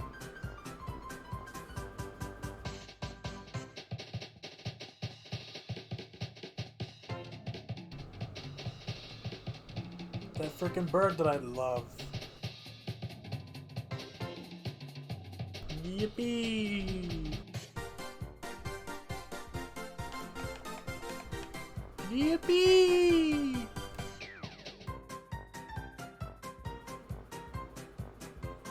Got 3 in a row.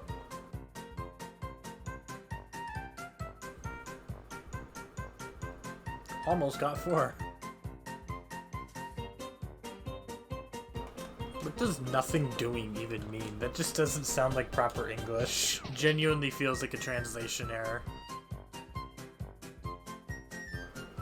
Yippee!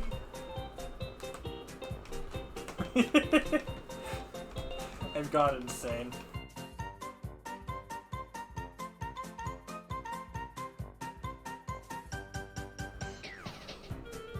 Hello, I love you.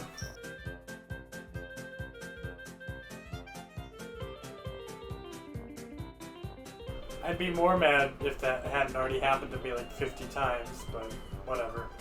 It's whatever.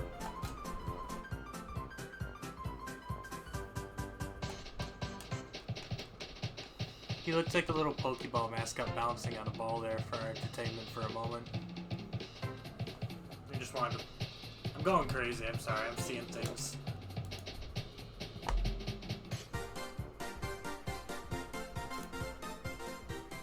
I think that's it.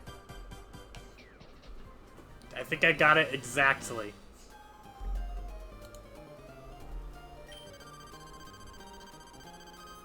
$4,000 on the dot. But now, Nermal has Flamethrower. Yippee.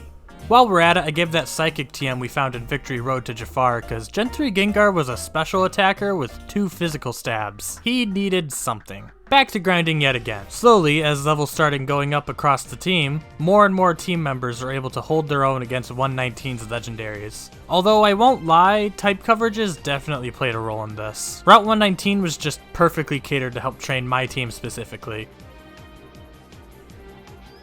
Give me my frickin' XP, you string puppet. In fact, it actually got to a point where the tiny little baby Pokemon became more annoying than the legendaries, with Smoochum spamming Confusion and Sleep, and no joke, Gwen actually got completely walled by a Mischievous.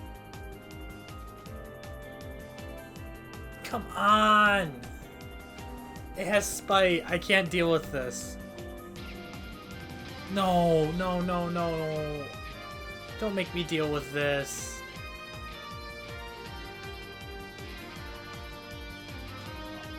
I can't, I got mean looked. I can't escape, I can't fight. Why are the legendaries the easy ones? I always like get up, it's always the small little baby Pokemon that mess me up. They're the scary ones. I have an Ether, but I really don't, fine, I'll use it. You can't buy these, so I kind of don't want to waste them because I need them for the Elite Four. I should have enough, I should be able to use one. Thank you. Hey, how about we go back to Shoal Cave and get that Shell Bell? Did you know the water level here is affected by the time of day? Because I had to look that up to figure out how to get the Shoal Shells, but now that I know, I was able to get my hands on a Shell Bell. A held item that heals the wearer whenever they deal damage, which is not only a great item for Freerun or Gwen, letting them tank more effectively, but was also pretty great for grinding since I didn't need to take as many trips to the Pokemon Center. Maybe that made me a little overconfident though. You can take that. We can okay, it did a little more than I thought it would. We're running for Regirock from now on, I hope you understand. Good lord. Or at least we're switching into Gengar. Cannot deal with that explosion. Good to know. After nearly a week of grinding, I finally got everyone to level 50. Let's take a look at our team. Nermal's a pretty standard heavy hitter, packing Rock Slide, Earthquake, Flamethrower, and a Pocket Nuke in Eruption. Jafar acts as a counter to most fighting or normal types thanks to its immunities. Since he's a special attacker, he mainly relies on Psychic for damage, but also has Shadow Punch and Confuse Ray if the need arises. He's also our strength user. Nom Nom is a pretty good all-rounder with decent staying power and good offensive stats, packing Sludge Bomb and Body Slam, along with the ever-important role of using Toxic on anything the more tanky members want to wait out. She's also our Rock Smash user. Ah is mainly for type coverage, using Silver Wind, Gust, and Bubble Beam, along with Haze as a backup plan if anything sets up too much. Gwendolyn replaces Meg as our Steelix, but since we already used the Toxic TM, Gwendolyn isn't going to be able to rely on stalling out opponents nearly as much. So instead she'll be using a much more offensive set, with Rock Throw, Earthquake, Iron Tail, and Crunch. And finally, the Pokemon I built this whole team around in the first place, Freerun. Surf, Ice Beam, Twister, and Rain Dance. Freerun has the super important role of taking on Groudon, but as we discussed before, Milotic has less effective defense than Steelix, who we already know wasn't enough. But I had one more trick up my sleeve. Milotic's ability, Marvel Scale. If Freerun has a status condition, it raises her defense stat by 1.5, up to 118.5, more than Steelix's effective 100. We have a winning strategy now. I chose Paralysis as the status condition since while it could be more annoying, at least it wasn't going to chip away at my health as I walk around. And those super annoying Weeping Bell on Route 124 were the perfect way to get paralyzed. There we go. Thank you. After a week of grinding and planning, it was finally time to take on Groudon once and for all. He'd taken out 2 of my teams already. I wasn't gonna let him take out a 3rd.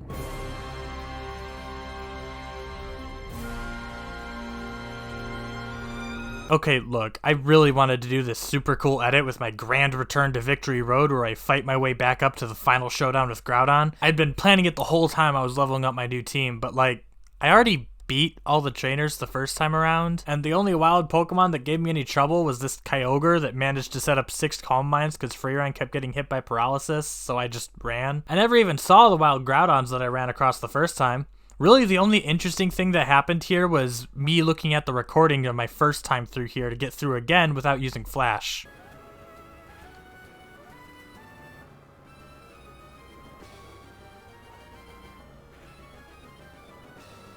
Visions of my past coming back to haunt me. So, yeah. Groudon. I took on Groudon in a single battle this time, so it was just a 1v1 between Groudon and Freerun, with no risk to any of my other team members. And let me just say, my Groudon counter was in fact a Groudon counter.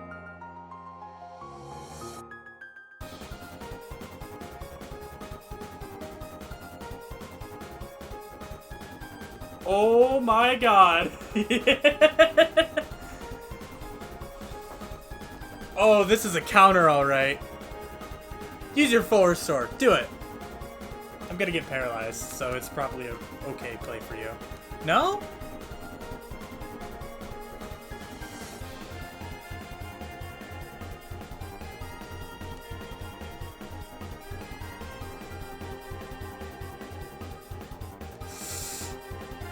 All good. All good. Look at that paralysis buff.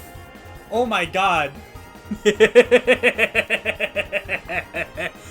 Oh, we got a Groudon counter. Alright, who you have in the back, huh? Who's that? Vulpix? That's all? That's all you have? It's Sunny. Now it's not.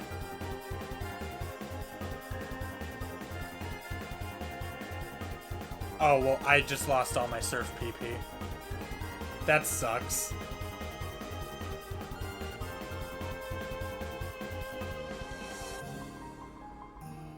That sucks. I took out the other trainer and moved on to the end of Victory Road.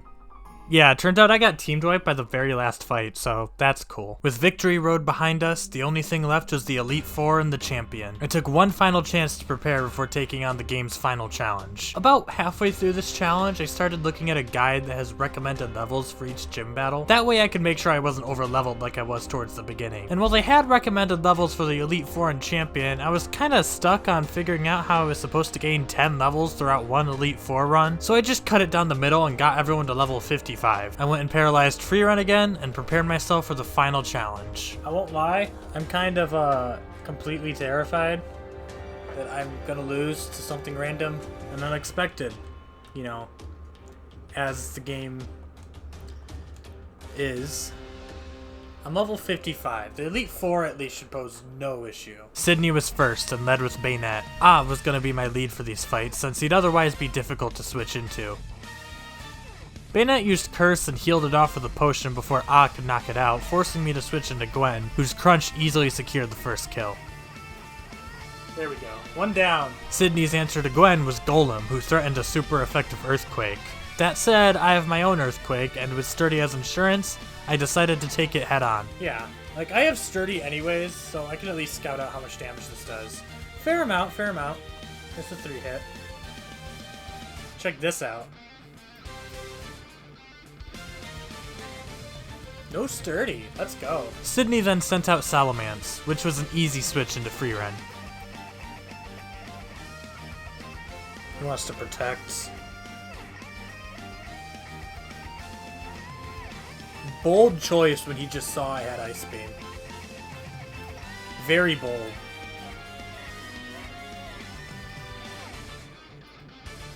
One shot, let's go. Next was Victory Bell, and while I could have hit it with Ice Beam, being paralyzed makes everything kind of uncertain, and I wasn't going to take risks I didn't need to, so I switched into Nom Nom, who despite not having type advantage, is still able to score a 2-hit KO, even with Victory Bell's Citrus Berry.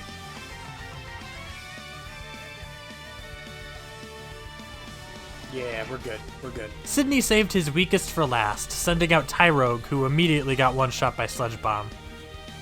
Alright. One member down, on to Phoebe, who led with Slowbro. Having type advantage, I go for Silverwind, doing massive damage, only for it to get disabled and for Phoebe to heal it all off. And then the disable wore off. Yeah, I guess it can wear off in a single turn. I didn't know. This prompts Phoebe to switch into a better Pokemon for the matchup, prompting me to switch into a better Pokemon for the matchup. With Aerodactyl unable to damage Gwen, Gwen was able to do pretty decent damage with Rock Throw, prompting Phoebe to switch into a better Pokemon for the matchup.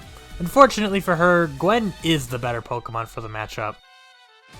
Naburu, I miss you. With that, we're back to square one with Slowbro, so I switched into a better Pokemon for the matchup, poisoning it with Toxic, then switching into an even better Pokemon for the matchup.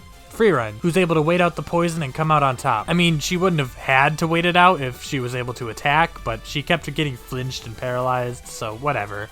She definitely wasn't struggling to take hits. Her next Pokemon is Pidgeotto, so I switch into Gwen, since not only is she the better Pokemon for this matchup, but also for Aerodactyl in the back. Unfortunately, Gwen misses her first Rock Throw, giving Pidgeotto a chance to Feather Dance her, making our Rock Throw much weaker. Ooh, that's bad. At this point, I just go for Crunch since it does more damage, and while it's a little slow, Wing Attack doesn't bother me at all, so Gwen takes the win. Phoebe then sends in a worse Pokemon for the matchup. Aerodactyl does at least get off a Supersonic, and unfortunately Crunch wasn't enough to finish it off, letting Phoebe fully heal it. At this point, I'm kinda tired of the attack drop, so I heal up a better Pokemon for the matchup and take it down with Surf. Phoebe's last Pokemon is Delcatty, who goes down pretty quickly to Surf and Twister. Now that we know who has the better Pokemon for the matchup, we move on to Glacia. Glacia leads with Seedot, who expectedly gets one-shot by Gust. Then Elekid, who finally gives Normal a chance to come out and one-shot it with Earthquake. Finally, Glacia sends out an actually threatening Pokemon with Tentacruel, and that threatening part is kind of an understatement because this is not an easy matchup for my team. I'm forced to stall it out with Freerun, but since Tentacruel's a poison type, I can't poison it with Nom Nom first. Between the low damage of Twister, Paralysis trying to stop me from playing the game, and Glacia using a full restore, this was a very long and drawn out battle. But in the end, Freerun was doing more damage, and so she came out on top.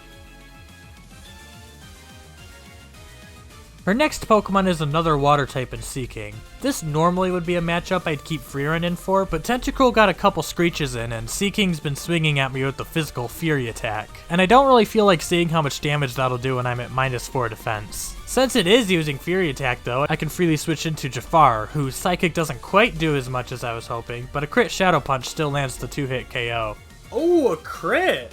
Nice! As for Glacia's last Pokemon, it's Nidoran, who I have type advantage against.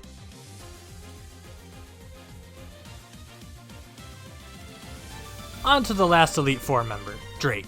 Another easy lead with Cascoon, who goes down to Ozgust. And Drake's best answer to that? Pidgey. I switch into Gwen, and while Pidgey goes for the same Feather Dance strat that Phoebe's Pidgeotto went for, it just didn't have the stats to back it up. So Drake switches into Machoke, and all that really does is give me an excuse to reset Gwen's lowered stats by switching into Jafar and taking it out with Psychic. Drake counters with Hypno, and I decide to play it safe and switch back into Gwen, whose Psychic resistance lets it wall Hypno pretty effectively. Yeah, we can take that. And I'm just gonna save you the time, nothing Drake had could put a dent in Gwen. Pidgey even gave up the chance to use Feather Dance, and that's the Elite Four. Wow, that was such a clean fight. For the final Elite Four member? Good lord. Like, I took a little damage on Gwen, and that was it. He did not have a good team. It was at this point I remembered that I had an Aerial Ace TM I was supposed to use on but forgot. So he's got a good flying move now. And with that, there's only one fight left. It's time to take on Steven. That's not Steven. I thought we were fighting Steven. Oh well.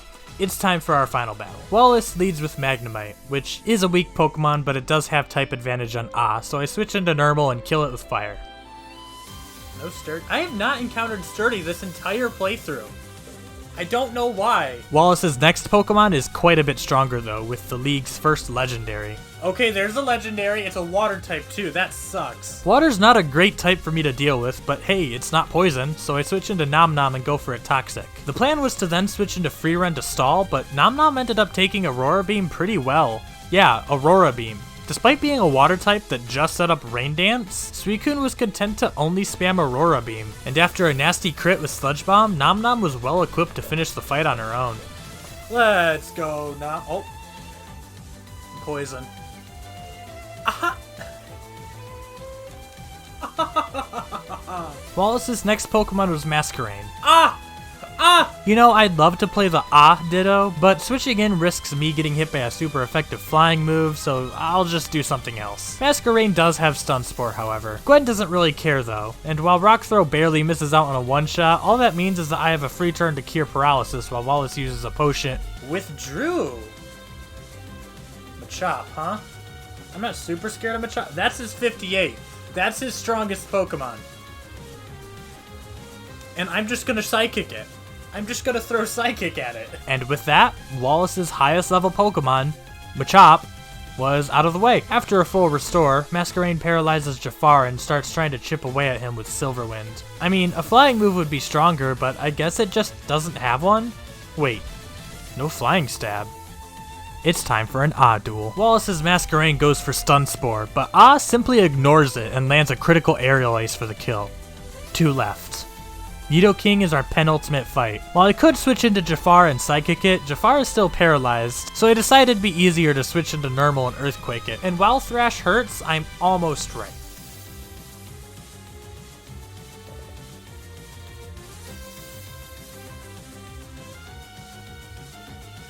Almost. Since Thrash lasts for 2 to 3 turns, I switch into Jafar and try to get a free turn off of it. But Nidoking breaks out of it and Wallace gets to use a full restore. But now that Jafar is out here, what can Nidoking even do to Jafar? I levitate over ground moves, I'm immune to Thrash and Double Kick, and quad resist poison, so I take the time to heal everyone of paralysis before taking it out with Psychic. Something Wallace really doesn't want to happen, as he uses another 2 full restores before I weaken him with a Shadow Punch first.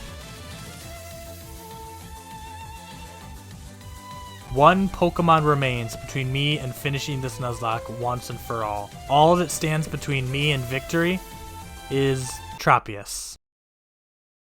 Boy, if you don't... Well, there we go.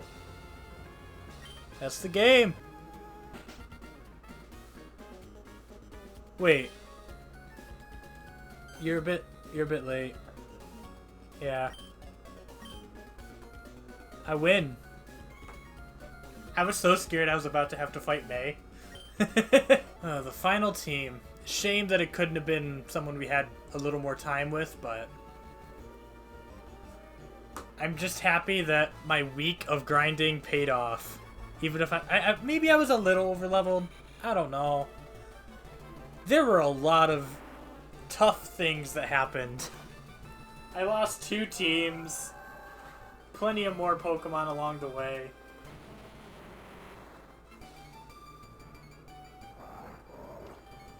Milotic hard carried. Didn't show up in the last fight, but, you know, Milotic hard carried. The only reason we got past Tentacruel, the only reason we got past Groudon, the only reason we got past... I think we switched out on Seaking. I don't remember. We win. Oh, our friends are here!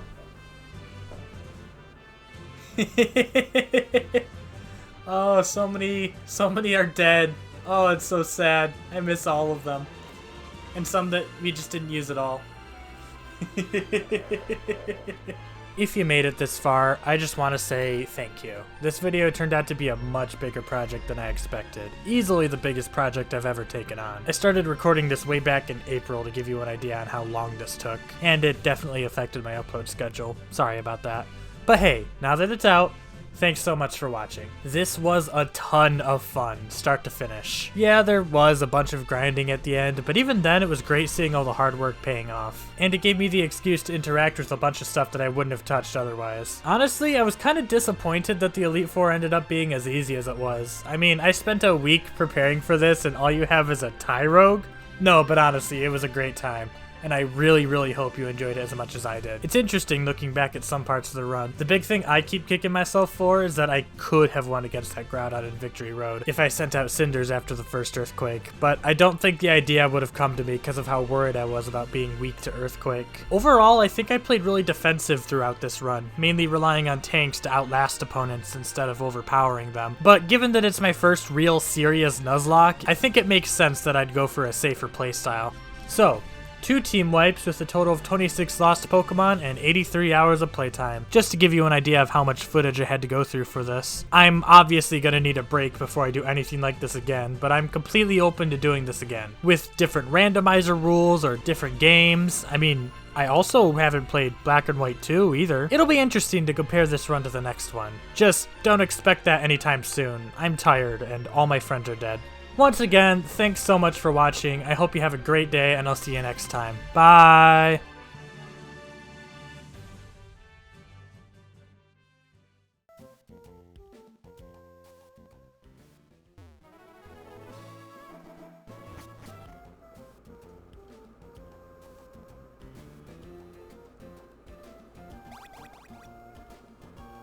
Wow.